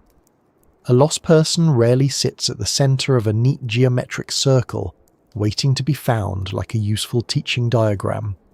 They move, sometimes sensibly, sometimes not. They backtrack, descend, seek water, seek shelter, follow what looks like a path, leave the trail, or keep going longer than they should because the first wrong decision is often followed by several more. In a park where the official guidance repeatedly tells visitors to stay on marked trails, tell someone the plan, carry a map, and have real illumination, you can hear the accumulated experience behind that advice. It is not abstract. It is shaped by many incidents in which searchers later had to reconstruct exactly how a small mistake turned into a large area problem. The public sometimes imagines searches as heroic bursts of action, and there is certainly skill and courage in them, but much of the work is steadier than that. It is careful movement through hard ground. It is attention held for long hours. It is looking where a person might plausibly be, rather than where everyone wishes they would be. It is continuing after optimism becomes more difficult to sustain. During the search for Susan Clements, the park statement thanked park staff and the many assisting agencies and search organisations for their tireless work. That may sound like standard language, but the underlying facts justify it. A week-long operation involving around 50 agencies, canine teams, helicopters, drones and trained searchers in rugged, heavily wooded terrain is physically and mentally wearing. It requires not just effort, but disciplined effort. For the people waiting, meanwhile, there is another form of labour, and it is almost entirely invisible. They answer calls, they repeat details, they correct misinformation, they hold on to hope without letting it become fantasy. They watch weather forecasts with a level of personal investment that would seem absurd in any normal week. They learn more about routes, ridges, and drainages than they ever wanted to know. They try to read the tone of updates. They wonder whether no news is neutral, good, or terrible. There is a reason searches stay in family memory long after the public has moved on. The public hears an event. The family lives a stretched-out version of time in which every hour feels fully occupied and almost impossible to use. And the mountain does not become less itself while any of this is going on. Roads still curve sharply, water still rises, temperatures still drop higher up. The park still warns that fatal injuries occur every year, that swimming and tubing are not recommended, that waterfall rocks are slippery, that roads are narrow and unforgiving, and that careless decisions can go badly in a hurry. Search teams are not entering a paused environment. They are entering an active one, where the same hazards that contributed to the original emergency may still be present. That is another thing families have to sit with. Help is coming, but help is not entering a controlled laboratory. It is entering the Smokies. What makes all of this especially hard in a place like the Smokies is that the park is so well loved. This is not a remote corner of the country that few people have heard of. It is the most visited national park in the United States, a place associated with family trips, scenic drives, waterfalls, cabins, and broad green ridges. That familiarity can make a search feel even more jarring. People think, how can someone vanish here, of all places? But the search statistics, the repeated safety warnings, and the record of past operations all point in the same direction. Popularity does not flatten terrain. Beauty does not simplify weather. Trail signs do not erase drainages. An affection for a place does not make it hurry when people need answers. So when a search is underway in the Smokies, what fills the park is not only movement, but contrast. There are trained teams doing practical work with real urgency. There are radios and maps and routes. There are vehicles parked in places that would otherwise look like trailhead overflow. There are partners from different agencies bringing dogs, aircraft, technical rescue skills, and long experience. And alongside all that, there is silence, the kind that sits between updates and stretches across long, dark hours for people who love the person missing. The searchers push into ridges, creeks, and wooded drainages. The family waits by phones. The park keeps being itself. And eventually, every search moves toward the same hard divide, because after the teams, the silence, and the waiting, what remains are the outcomes nobody can control in advance. The people who are found, the people who are found too late, and the people whose stories linger in the mountains much longer than anyone wanted. Not every missing person story in the Smokies ends the same way, and that is part of what makes the subject so hard to talk about honestly. Some people are found quickly, some are found after long searches, some are found deceased, often much closer to a trail or parking area than anyone expected. And some cases remain open for years or decades, sitting on the National Park Service cold case list with only a date, a last known location, and a few practical details about what the person was wearing when the mountains took over the rest of the story. The official record for Great Smoky Mountains National Park currently includes unresolved missing person cases for Dennis Lloyd Martin, Teresa Trenny Gibson, Thelma Pauline, Polly, Melton, and Derek J. Luking, while more recent searches such as the one for Gordon Kay shifted from active field operations to a limited but continuous search mode. That mix matters because it keeps us from telling a simpler story than the facts allow. If every missing person were quickly found alive, the lesson would be reassurance. If every case ended in the same grim way, the lesson would be obvious caution. But the Smokies do something less tidy. They produce outcomes that vary with timing, weather, route choice, injury, separation from companions, search conditions, and whether anyone can narrow the search area before the woods and terrain start widening it again. The park itself has stressed repeatedly that rescue is not a certainty, that backcountry travel carries inherent risks, and that emergency response may take hours. That warning is not there because every outing ends badly. It is there because the range of outcomes is wide, and visitors usually notice that too late. It is worth saying plainly that some people are found alive, and sometimes the difference comes down to timing and communication, rather than any great mystery. In April 2015, Stephen Ainsworth was successfully airlifted from the Appalachian Trail in the park after becoming stranded on a remote section following a snowstorm in the higher elevations. The important thing about a case like that is not just that it ended well, it is that it shows how thin the line can be. A person in trouble, in a bad patch of weather, on a remote section of trail, can still be reached if the problem is identified in time and if the situation stays within the reach of a search and rescue response. The mountains did not become easy in that case. They simply gave rescuers enough margin to win. But many searches do not end with an airlift and a relieved family. In August 2022, park rangers found the body of 23-year-old Bryce Evans in a remote section of the park near Balsam Mountain, after his family reported him missing.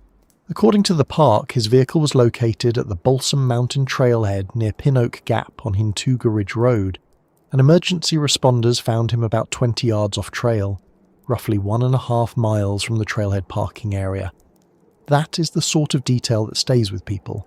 20 yards off trail, 1.5 miles from the car. It sounds close enough to feel unbearable, and yet in the Smokies, close can still be hidden by vegetation, folds in the terrain, weather, fatigue, and the fact that a person no longer moving is much harder to find than people imagine. The same pattern appears in the 2025 case of Anne Houghton. The park first announced a search for her in the Smokemont area, focusing on trails including Bradley Fork, Chastine Creek, Hughes Ridge, and Enlow Creek, after her vehicle was found at Smokemont Campground. The very next day, the park reported that Houghton, 73, had been found deceased roughly a quarter mile off Enlow Creek Trail. She had planned to hike in the park from January 28th to January 29th, and she was reported missing on February 1st. Again, the details are painfully ordinary.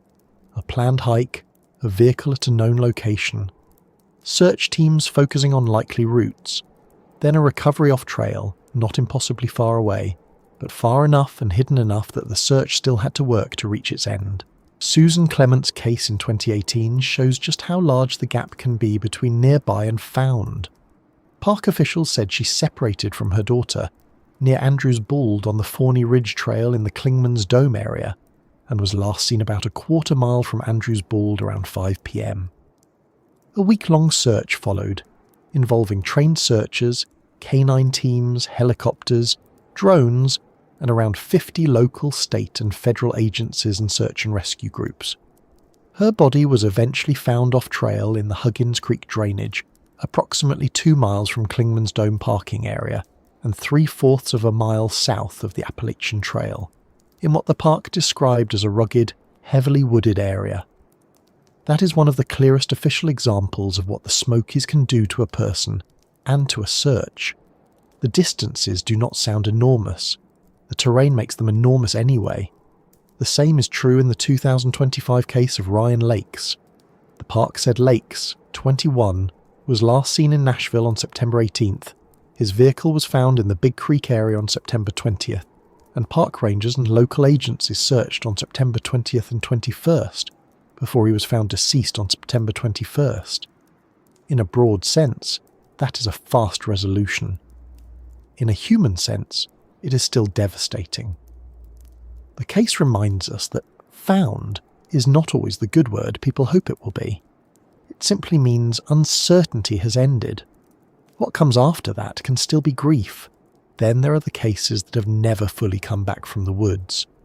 Dennis Martin is the most famous Smokies example for many people, not because he is the only unresolved case, but because of how young he was and how long the question has remained open. The NPS Cold Cases page says Martin was 7 years old when he went missing on June 14th, 1969, and that he was last seen playing with other children during a family outing near Spencefield on the Appalachian Trail. The park's released case file includes a notice stating that after extensive search efforts, no trace had been found. Decades later, he remains on the NPS cold case list. That is one of the hardest facts in this whole subject. There are cases in the Smokies where the official record is still essentially a description, a date, a place, and an absence. Trenny Gibson's case carries a different kind of discomfort because she was not alone when she vanished. The NPS Cold Cases page says Gibson was 16 when she went missing on October 8, 1976, and that she was last seen hiking with a high school group from Knoxville, disappearing as the group hiked back from Andrews Bald to the Clingman's Dome parking area. That detail matters because it cuts through one of the public's favourite assumptions, which is that unresolved disappearances happen only to solitary hikers deep in remote terrain. Gibson's case does not fit that neat story. She was with other people. The route was not some obscure, unmarked passage into the backcountry. And yet she's still on the official cold case list. Polly Melton's case has the same stubborn plainness. According to the NPS, Melton was 58 when she went missing on September 25, 1981, and was last seen hiking on Deep Creek Trail. Her companions lost sight of her as she walked ahead at a faster pace. That is such a small beginning for a lifelong disappearance. She walked a little faster. The others lost sight of her. That is all it takes for the ordinary structure of a group outing to fall apart. Then the park has to absorb the rest. Melton also remains on the official NPS cold case list. Derek J. Lou King's case is more recent and in some ways more familiar to modern ears because it begins with a vehicle and uncertainty rather than a witnessed moment on a trail. The NPS Cold Cases page says Lua King was 24 when he went missing in March 2012. He was last seen leaving a hotel in Cherokee, North Carolina, and his car was found parked in the lower lot of Newfound Gap at the North Carolina-Tennessee state line. The NPS says his direction of travel from Newfound Gap is unknown. That lack of direction is the whole problem in one sentence. A large mountain park is difficult enough when you know the intended route. When you do not even know which way the person went from the trailhead, the search begins at a disadvantage that the forest is only too happy to preserve. More recently, the 2023 case of Gordon Kay shows how a missing person story can move into a kind of unresolved middle ground, even without being folded into the older cold case list. The park said Kay, an experienced hiker, camper and hunter, was last seen near a backcountry campsite in the Deep Creek area, and after an extensive 11-day search, officials announced they would suspend the active field search and shift to a limited but continuous search that could include backcountry patrols, air searches when practical, and outreach to hikers. That language is sobering because it shows what happens when searchers have given what they can in concentrated form and the park still has not yielded an answer. The search does not fully end. It simply changes shape and becomes thinner, quieter, and harder for the family to live inside. This is why the phrase found has so many meanings in the Smokies. Sometimes it means rescued. Sometimes it means recovered. Sometimes it means only that the field search has narrowed the mystery without solving it. Sometimes it means the person's vehicle, pack, or last known point has been found while the person has not. And sometimes, in the long unresolved cases, it means a photograph on an official web page and a request for tips that remains open year after year. The National Park Service's Cold Cases page keeps these names active rather than closed away, which is a quiet acknowledgement that in some parks, including the Smokies, time does not always produce neat endings. What is striking, when you look at these cases together, is how often they begin in ways that sound manageable. A family outing, a school hike, a woman walking a little ahead on a trail, a hiker separating from a companion, a car found at a known parking area, a planned itinerary. None of that sounds like the beginning of a permanent mystery. That is exactly why these cases have such a grip on the imagination. They do not begin with obvious disaster. They begin with the kind of normal mountain day that people enter all the time in the Smokies, which is one reason the park's safety language is so repetitive. Stay on marked trails. Tell someone your plan. Carry the essentials. Rescue is not a certainty. If you do not have cell service, send someone for help. The warnings are simple because the beginnings of trouble are simple. It is also important not to flatten all of these people into cases, because that is what public retellings often do. Anne Houghton was not only a missing hiker. The park noted she had volunteered in Great Smoky Mountains National Park for more than 20 years and had been nominated in 2022 for a National Park Service Volunteer Award. Susan Clements was not only a search operation involving drones and helicopters, she was a woman hiking with her daughter. Bryce Evans was not only a remote recovery near Balsam Mountain, he was a young man reported missing by his family earlier that week. Ryan Lakes was not only a vehicle in the Big Creek area and a search over 2 days. He was a 21-year-old man from Nashville, with people waiting for him. The unresolved names carry the same weight. Dennis Martin was 7. Trenny Gibson was 16. Polly Melton was walking ahead on a trail with companions behind her. Derek Luking had a car at Newfound Gap and no known direction of travel. Once those details are stripped away, people talk about the missing, as though the mountains collect categories instead of lives.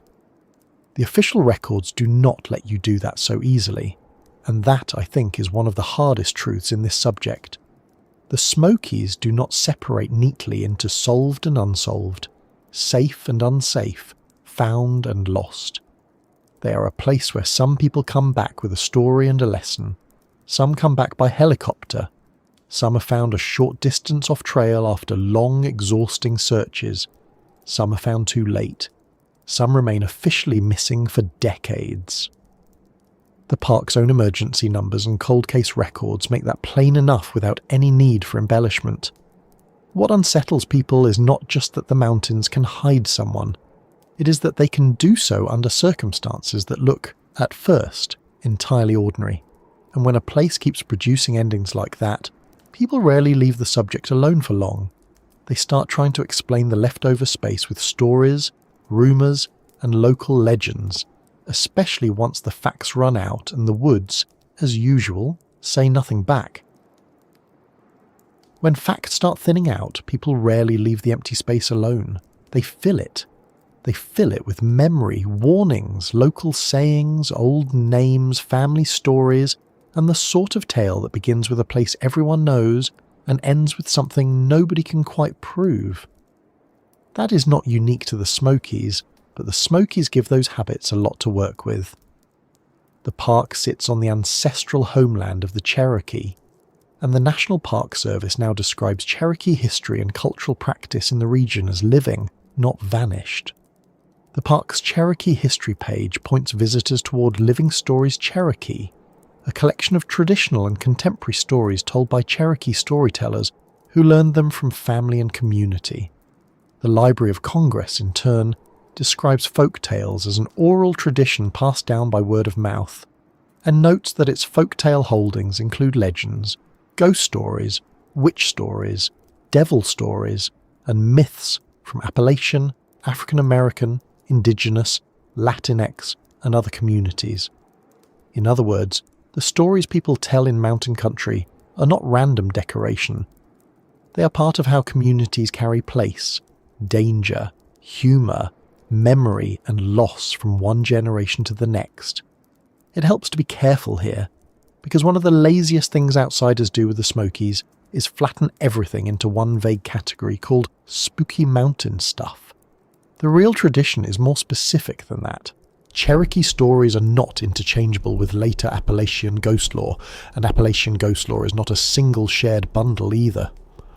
The Library of Congress Guide on Appalachian Storytelling explicitly places Appalachian oral tradition alongside other storytelling communities rather than above or instead of them, and the Great Smoky Mountains pages are equally clear that the eastern band of Cherokee Indians still maintain deep ties to this land.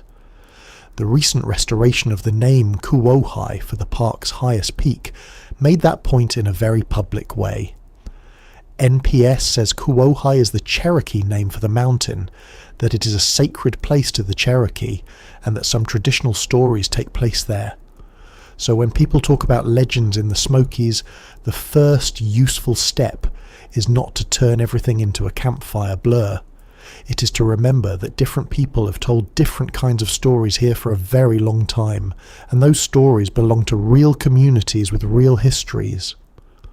One of the best-known Cherokee stories connected to this region is the figure usually called Spearfinger. You will hear the name in East Tennessee, Western North Carolina, museum programming, local tourism, family retellings, and the sort of regional conversation that assumes everyone already knows the basics. The Tennessee State Library and Archives preserves material describing Spearfinger Place, and the University of North Carolina at Greensboro describes Spearfinger as a Western North Carolina story passed down from Cherokee ancestors, a wicked figure who lures children toward the woods. Even in that stripped-down summary, you can see what the story is doing. It is not merely there to give modern visitors something creepy to mention in a parking lot. It teaches children not to wander. It warns people not to trust appearances too easily. It ties danger to specific landscape and specific behaviour. That is one of the practical functions of folklore in mountain country. A story can be memorable in a way a safety lecture usually is not. A child may forget a rule and remember a figure with a sharp finger for the rest of their life. That practical side of storytelling is easy to miss, because modern listeners often approach mountain legends as entertainment first, but older communities often use stories as instruction without making a ceremony of it. A dangerous place gets a name, a warning gets attached to a figure, a stretch of woods acquires a reputation that keeps children closer to home after dark. A ridge becomes associated with a being nobody sensible wishes to meet alone. The park's own article on Kuohai says some Cherokee traditional stories take place there, and that the mountain has long been a place of refuge and spiritual importance. That should remind us that old stories tied to a landscape are not always about trying to explain away fear. Sometimes they are about organising respect. Sometimes they mark a place as important, not merely eerie. Sometimes they carry a practical memory of where one should tread carefully, who has authority there, and how the land should be approached. That is a much sturdier tradition than the modern habit of turning every quiet trail into a horror setup. The later Appalachian side of the storytelling tradition has its own vocabulary, and it is a useful one if you want to understand how locals talk when the woods go unnervingly still. The The Library of Congress Guide on Legends and Belief Tales says that in its archival collections, stories involving the supernatural are often about ghosts, witches, or the devil, and that ghosts in those archives go by many names, including boogies, haints, hants, spirits, or simply ghosts. That is the sort of plain, practical language mountain folklore likes. Not a polished system, not a formal category chart, just names people use when something feels wrong, unfinished, or best avoided. And the library's broader storytelling guide points out that these stories come from many communities and change as they are passed along.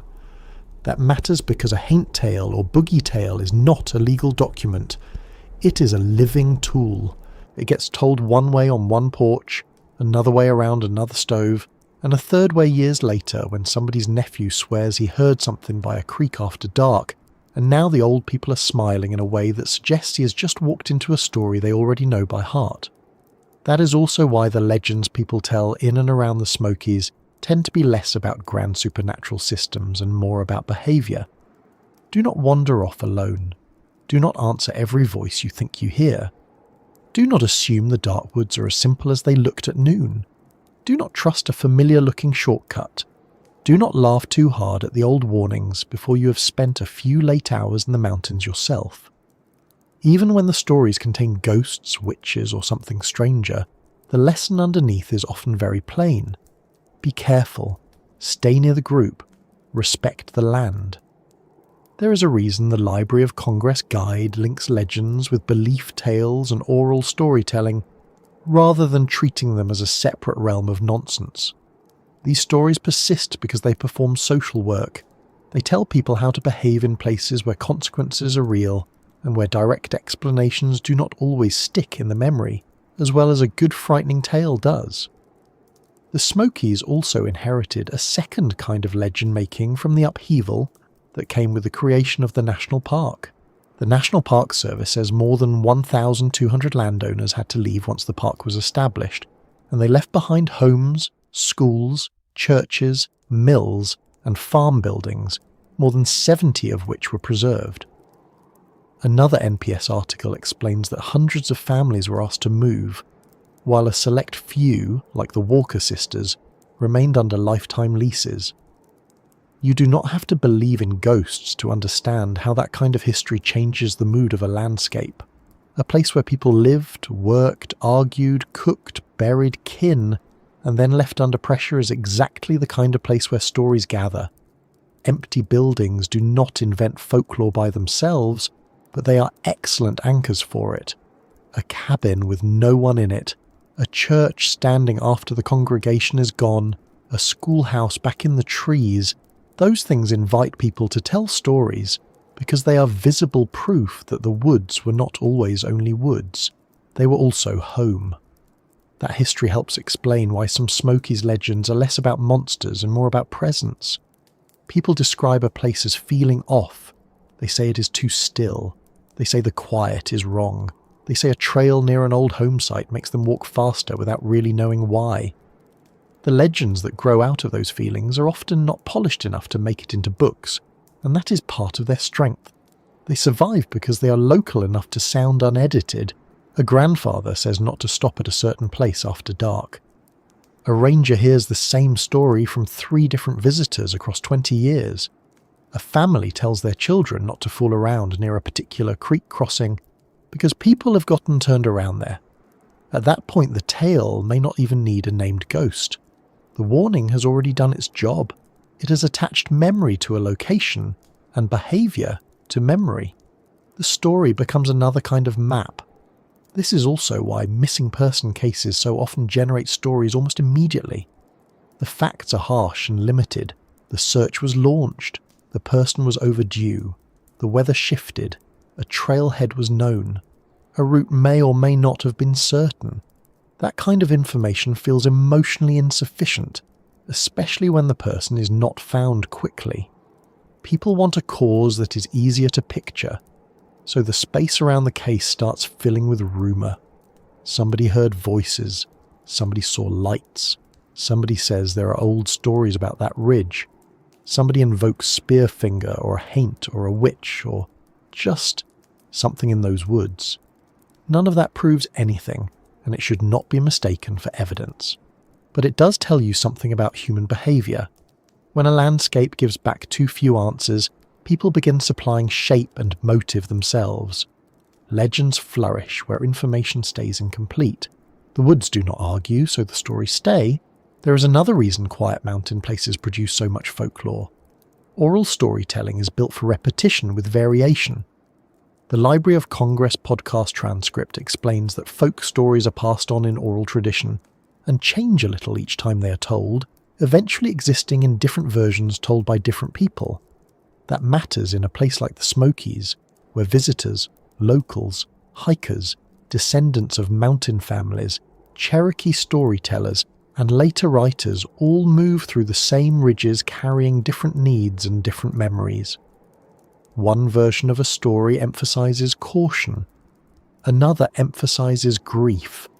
Another turns the whole thing funny because mountain people are often perfectly capable of telling a ghost story and making you laugh at the same time. Yet another version becomes solemn because the teller wants the listener to understand that somebody really did go missing there. Somebody really did fail to come home, and the joke can wait until later. Oral traditions survive because they can bend without breaking. The core stays useful.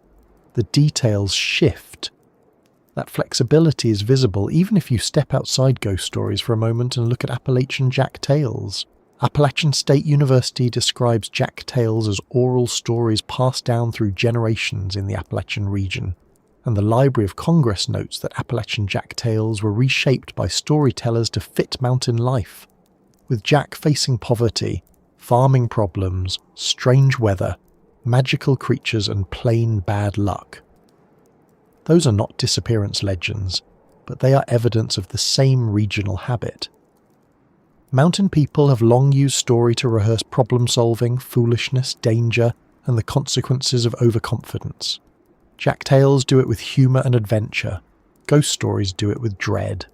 Warning tales about the woods do it with unease and strong advice. Different tone, same machinery.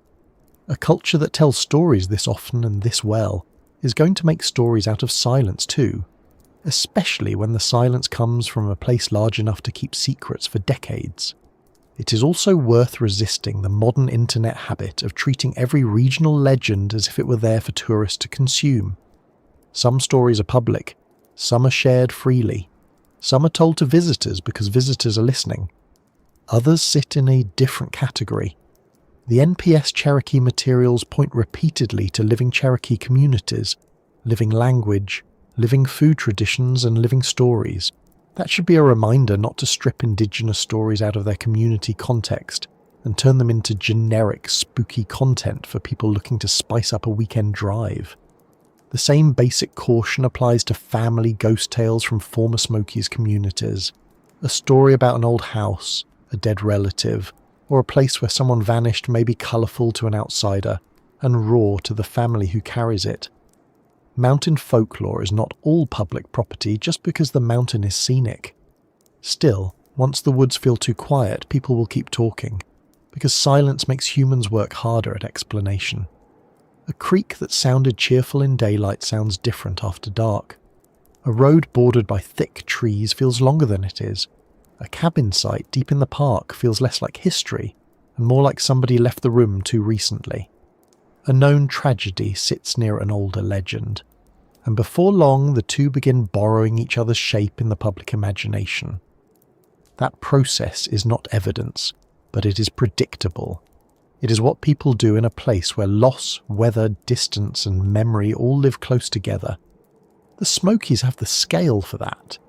They also have the visitation numbers to keep producing fresh listeners, which means every generation brings in new people who hear the old stories and start testing them against their own unease.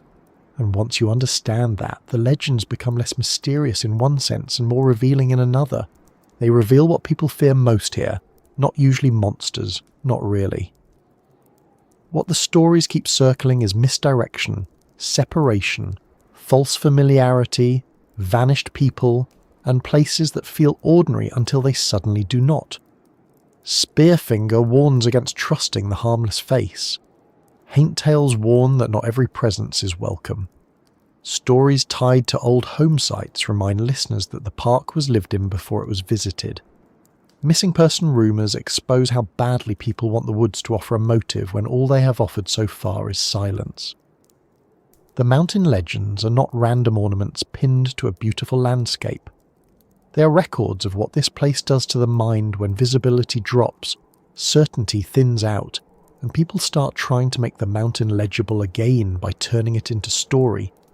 And that is where the next part of this subject really begins, because after the folklore, after the warnings, after the names people give to quiet places and unfinished feelings, there is still a much plainer question of what the mountains themselves do to perception, judgment, and the very ordinary human brain once fear, fatigue, and uncertainty have had enough time to settle in.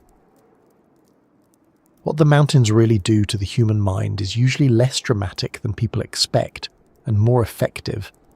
Most visitors do not step onto a trail and suddenly become irrational. They do not hear one strange sound, lose all judgment, and turn into the sort of person who ignores every sensible instinct they have ever had. What happens instead is slower and harder to notice. The park gives you a large, wooded, changeable environment with limited cell service, substantial elevation changes, and no promise that help will arrive quickly if something goes wrong. Great Smoky Mountains National Park tells visitors plainly that backcountry travel has inherent risks, that rescue is not a certainty, and that it can take rangers several hours to respond to incidents in the backcountry. When a place starts with those terms, the mind does not fail all at once. It gets worn down, narrowed, hurried, and quietly talked into worse decisions than it would make in ordinary life. That narrowing matters more than people think. Research on stress and decision-making suggests that a stressor can make people fail to attend to the full range of consequences of a decision. That is a very useful sentence in a laboratory, and an even more useful one in the mountains. A hiker under pressure often stops thinking several steps ahead and starts focusing on the most immediate discomfort. The goal becomes getting out of the rain, finding the trail again, catching up to the group, reaching the car before dark, or ending the uncertainty as quickly as possible. Those are understandable goals. The problem is that understandable goals are not always good navigation tools. A person who is stressed may choose whatever seems to reduce discomfort now, even if it increases danger over the next hour. The mountain does not need to confuse anyone with anything supernatural. It only needs to make the short-term answer feel more urgent than the better one. The Smokies are especially good at creating that kind of pressure because they remove easy correction. In daily life, uncertainty gets fixed quickly. You ask someone, check a map, reload directions, step into a store, call a friend, or simply look farther down the street. In the Smokies, the park itself says cell service is extremely limited and recommends carrying a personal locator beacon if possible, along with real navigation tools and a trip plan shared with someone at home. That tells you something important about the psychology of the place. If people cannot easily confirm where they are, they begin leaning harder on guesswork, memory, and confidence. Those are useful human tools right up until stress starts distorting them. Once that happens, people do not feel less certain in every direction. They often become selectively certain about exactly the thing they most want to be true. The trail must be just ahead. The parking area cannot be far. This creek must lead somewhere useful. We only need to keep going a little longer. Fatigue is one of the main reasons that confidence starts sounding more convincing than it should. The body gets tired first, but the mind pays for it almost immediately. NIH's National Heart, Lung, and Blood Institute says sleep deficiency can cause problems with learning, focusing, reacting, decision-making, solving problems, memory and emotional control, and can also increase risk-taking behaviour. NIOSH likewise lists fatigue signs that include difficulty concentrating, flawed logic, poor communication, and emotional instability.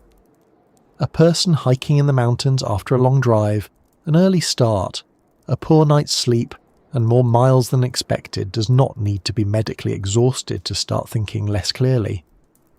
They only need to be tired enough that careful reasoning begins to feel expensive. Once that happens, people start saving mental energy in the wrong places. They stop checking as often. They stop questioning assumptions. They stop noticing how much of the decision is now being made by impatience. Cold changes the mind in an even more dangerous way because it does not just make thinking harder. It also makes it harder to notice that thinking has become worse. The CDC says hypothermia affects the brain, making a person unable to think clearly or move well, and warns that confusion, memory loss, fumbling hands, exhaustion, drowsiness, and slurred speech are signs to watch for.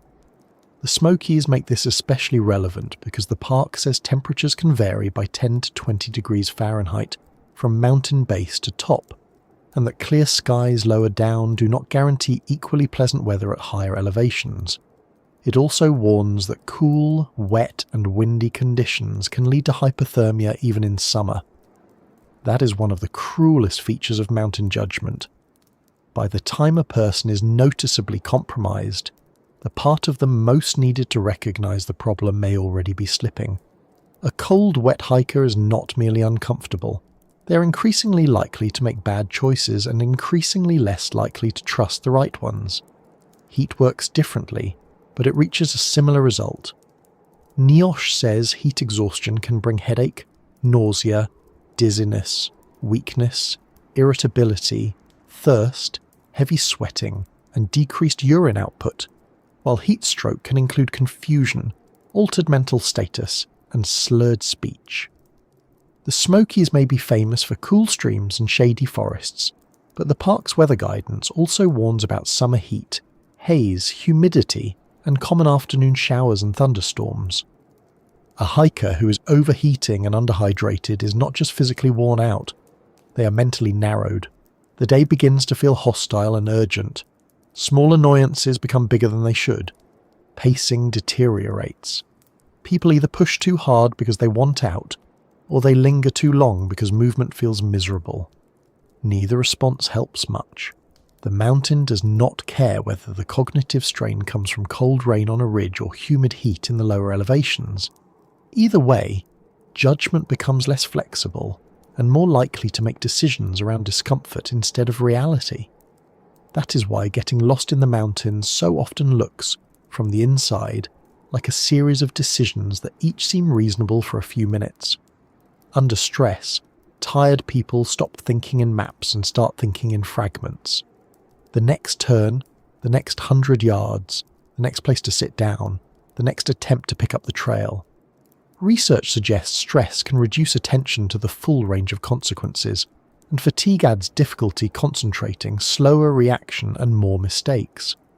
Put that together in a dense forest with fading light, and a person may begin solving only the problem directly in front of them. They step off trail to look for a better view, and then worry only about getting back to the last visible tread. They miss that the larger problem is preserving their known position. They descend because downhill feels simpler, and do not stop to ask whether they are trading navigational clarity for deeper entanglement in drainages and brush. The mind at that point is not built around strategy. It is built around relief. The forest also changes a person's sense of proportion. In town, being unsure for 10 minutes is a minor inconvenience. In the mountains, 10 uncertain minutes can create a surprisingly large emotional shift, because the environment offers so little immediate reassurance. The park tells hikers to stay on marked trails, always stay together, let the slowest hiker lead, and leave a trip plan with someone who can contact the park if they do not return.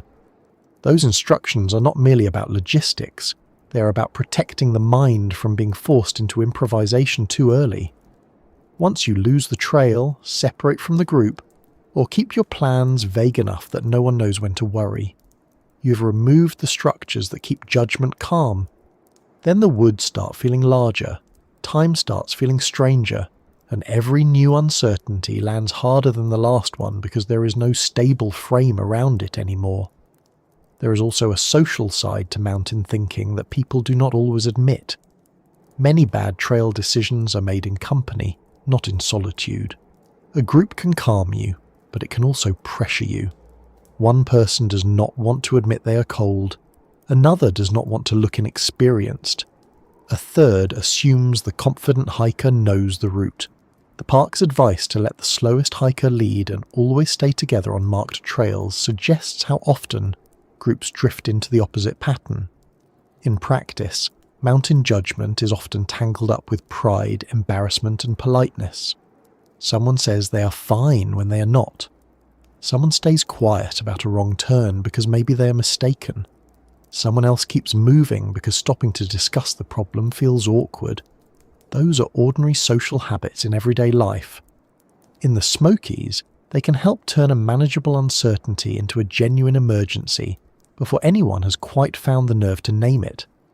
Darkness sharpens all of this because it removes spare confidence from the system. The park tells hikers to avoid hiking after dark because nighttime increases the risk of falls and wildlife encounters, and says plainly that a phone flashlight is not reliable. Once daylight is gone, the mind has fewer external cues and more internal noise. People become more alert, but not always more accurate. They rush when they should slow down. They freeze when they should commit to a careful plan. They interpret ordinary sounds as bigger threats because the environment has become harder to read. Every route, creek crossing and side path now asks more of attention than it did an hour ago, and attention is usually already depleted by then. The psychological effect of night in the mountains is not that it fills the woods with new dangers, it is that it takes the existing dangers and strips away the daylight padding that made them easier to manage. Another thing the mountains do to the mind is distort time. This is not mystical, it is practical. When people are comfortable and oriented, they often underestimate how long tasks will take. When they are stressed and uncertain, they can do the opposite and overestimate how much has already gone wrong.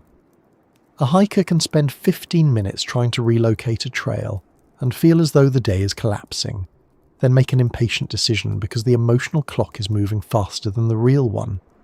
Or they can spend an hour pressing on with bad assumptions because each short stretch feels survivable. The park's recent March 2026 emergency surge, with 18 backcountry search and rescue incidents in a single month, is a reminder that this is not a rare psychological trap. Rangers had reason to tell visitors to know their personal limits, prepare for changing conditions, and turn back if conditions feel unsafe or harder than expected. The phrase, "know your limits," sounds physical, but it is mental as well. It means noticing the point where your judgment is no longer as trustworthy as it was at the trailhead. And then there is the quiet effect of isolation itself. Humans think better when they have feedback. A second opinion, a visible route, a known schedule, a call that goes through, a landmark that confirms where they are. Strip away those things and the mind begins to circle. It becomes easier to latch onto one explanation and defend it. Easier to read uncertainty as insult. Easier to believe that continuing is always better than stopping, because stopping leaves a person alone with all the things they do not know. In the Smokies, where rescue is not guaranteed, cell service is poor, and conditions can change fast with elevation and weather. This isolation is not emotional exaggeration. It is a practical feature of the setting. The mountain removes external correction, and the mind often responds by becoming both more anxious and more stubborn. That is not a contradiction. It is a very human combination.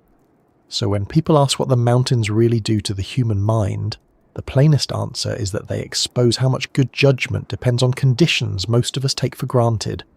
Warmth, rest, visibility, certainty, company, communication, enough time, a route that stays obvious.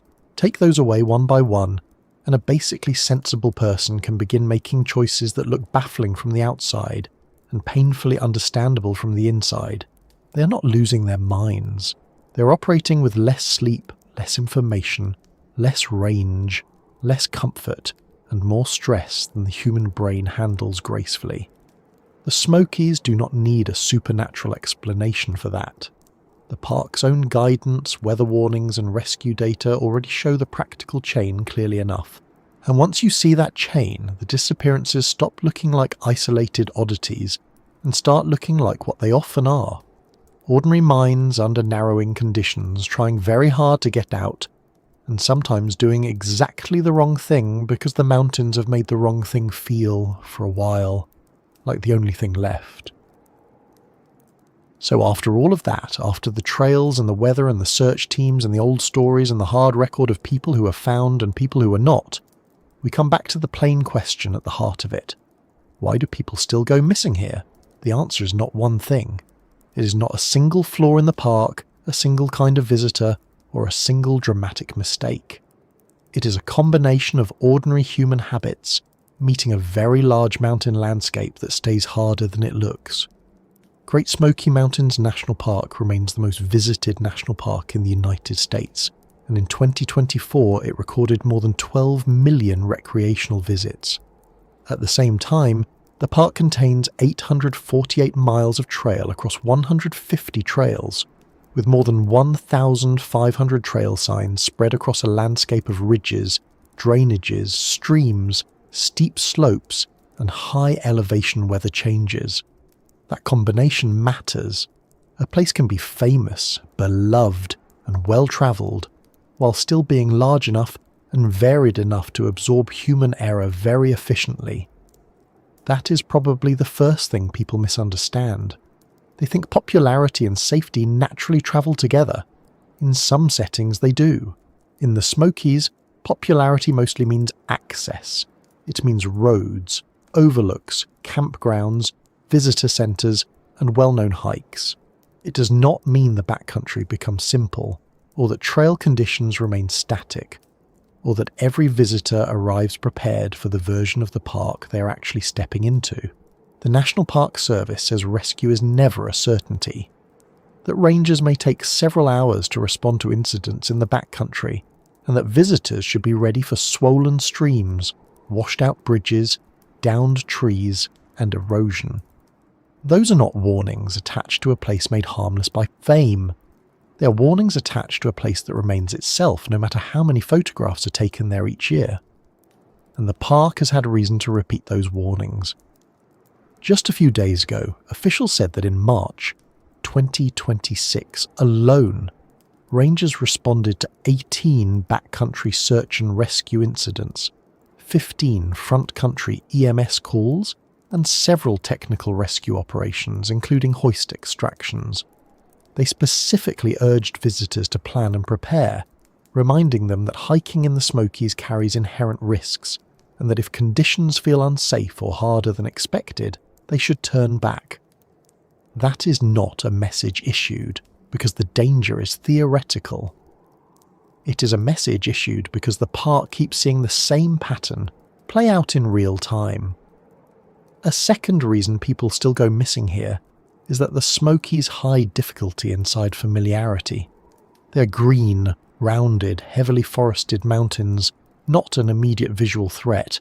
The weather page for the park says temperatures can vary by 10 to 20 degrees Fahrenheit from mountain base to top, that clear skies lower down do not guarantee equally pleasant weather at higher elevations, and that rainfall ranges from about 55 inches in the lowlands to 85 inches at Kuwohai. Those are big practical differences living inside a landscape that often looks calm from the road. A visitor may start in mild conditions and walk into colder air, wet footing, lower visibility, or storms without ever feeling as if they crossed some dramatic threshold into danger. That quiet transition is what makes the place so effective at catching people off guard. If the Smokies looked more openly severe, more people would behave more cautiously from the start. Instead, many visitors feel relaxed before they have earned that feeling. They see a popular trail, a maintained road, a scenic area, maybe other hikers nearby, and they unconsciously round the park down to something easier than it is. The park's hiking safety guidance pushes back against exactly that mindset. It tells visitors to research their route, know their personal limits, stay on marked trails, carry navigation tools, and remember that rescue may not arrive quickly. The guidance exists because ordinary confidence is one of the main ingredients in many mountain emergencies. Confidence, of course, is not always foolish. It is often quiet and well-intentioned. It says the trail should be manageable because lots of people use it. It says the weather should hold because it looks fine from here. It says the route should be simple because the destination is famous. It says the phone should be enough because this is not some remote expedition. Then the details start working against that confidence. The trail is steeper than expected. The return takes longer than the walk in. The group stretches out. The light changes.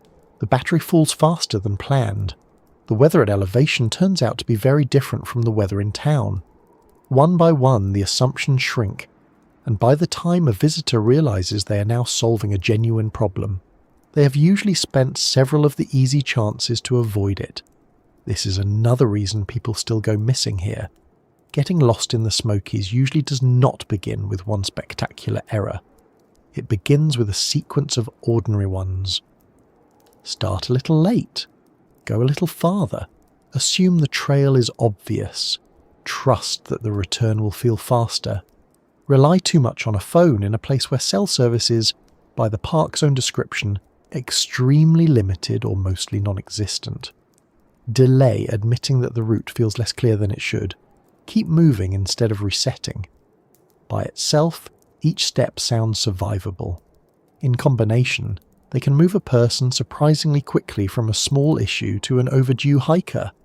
The scale of the park makes this easier to do than many people expect.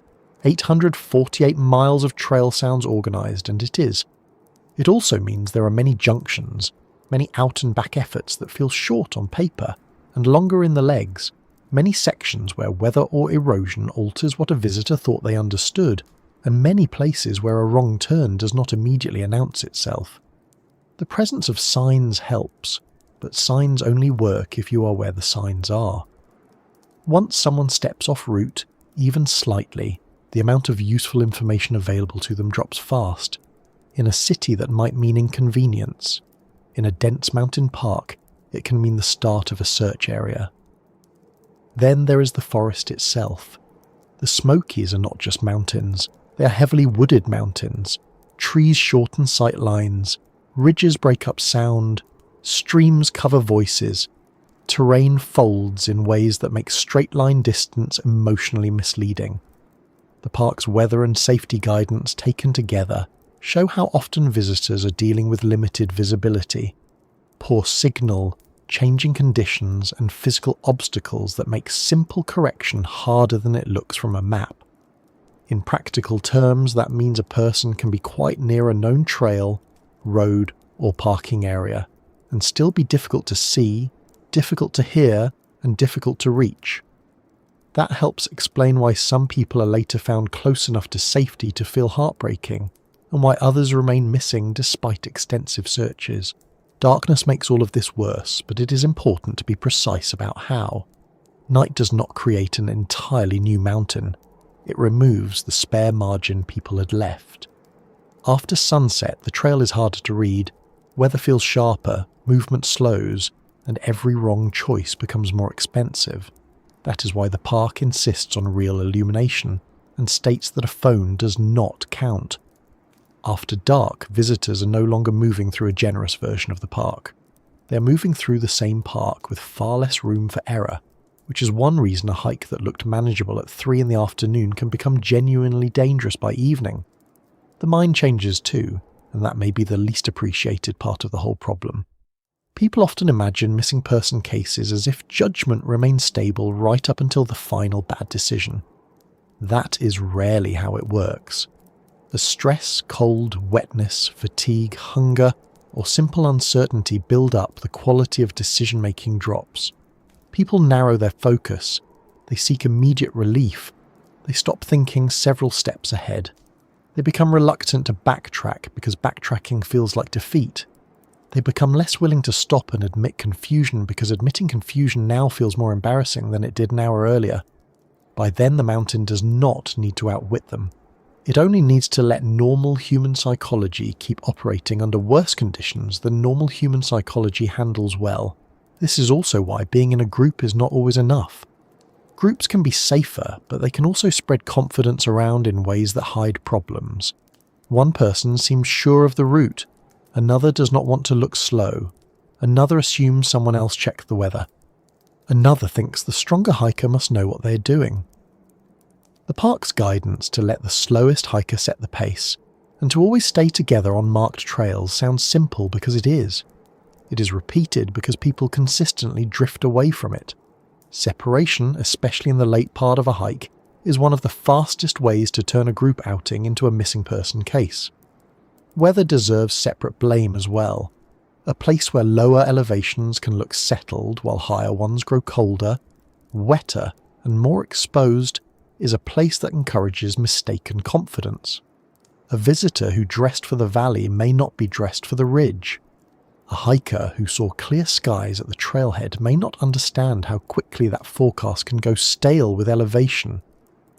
The park's recent emergency warning specifically mentioned swollen streams, washed-out bridges, downed trees, and erosion as hazards that can quickly make a hike more difficult than expected.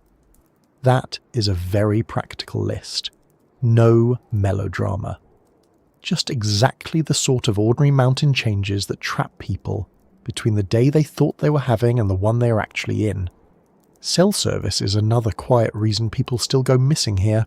Many people now carry an unconscious assumption that if things go wrong, the phone will close the gap. But the Smokies are not built around that assumption. The park says service is extremely limited, that for the most part it is non-existent, and that visitors should carry a map and prepare to communicate without relying on their phones. That matters not just at the moment of an emergency, but earlier, when a person still has a chance to solve their own problem. The easier it is to confirm your location, the less likely you are to deepen an error. The harder it is, the more guesswork enters the picture, and guesswork in mountain terrain tends to become expensive. There is also a simple numbers problem here, though it should be handled carefully. More than 12 million recreational visits do not mean the park is uniquely unsafe. They do mean the park receives an enormous flow of people, with very different levels of preparation, fitness, judgment, equipment, and luck. My inference is that even if only a very small fraction of those visitors misread the conditions badly, the absolute number of emergencies will still be significant, especially in a place with 848 miles of trail and rapidly changing mountain weather. The March 2026 incident spike supports that broader point. A huge visitor load plus a complicated landscape will keep generating cases, even if most people go home with nothing worse than sore calves and better photos. The unresolved cases matter here too because they show that missing in the Smokies is not only a temporary category. The National Park Service cold case page still lists unresolved disappearances connected to the park, including Dennis Martin, Trenny Gibson, Polly Melton, and Derek Luking. More recent operations, such as the search for Gordon Kay, show how even extensive efforts can shift into a limited but continuing mode, when immediate fieldwork no longer produces an answer. That record is one reason the question refuses to go away. These are not only stories of people eventually found, some remain open across decades. The mountain does not always return a final explanation, so why do people still go missing here? Because the Smokies are a place where beauty lowers defences, popularity creates false reassurance, trails invite overconfidence, weather changes faster than plans do, and the forest shortens the distance between a manageable problem and a serious emergency. Because the human mind is not especially good at recognising when its own judgment has started to narrow. Because limited signal, slow rescue, and large wooded terrain remove the easy corrections that modern life has trained people to expect. Because ordinary mistakes stack. Because darkness arrives. Because groups separate. Because the difference between near and found is much larger in a mountain forest than it sounds. Because even when the park is doing exactly what it should, and search teams are doing exactly what they can, the landscape still gets a vote. And maybe that is the real answer, once all the mystery has been stripped away.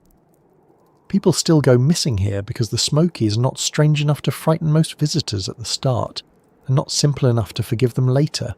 They are welcoming, scenic, heavily visited, and full of places that seem familiar before they have been properly understood. They do not usually defeat people with one dramatic blow.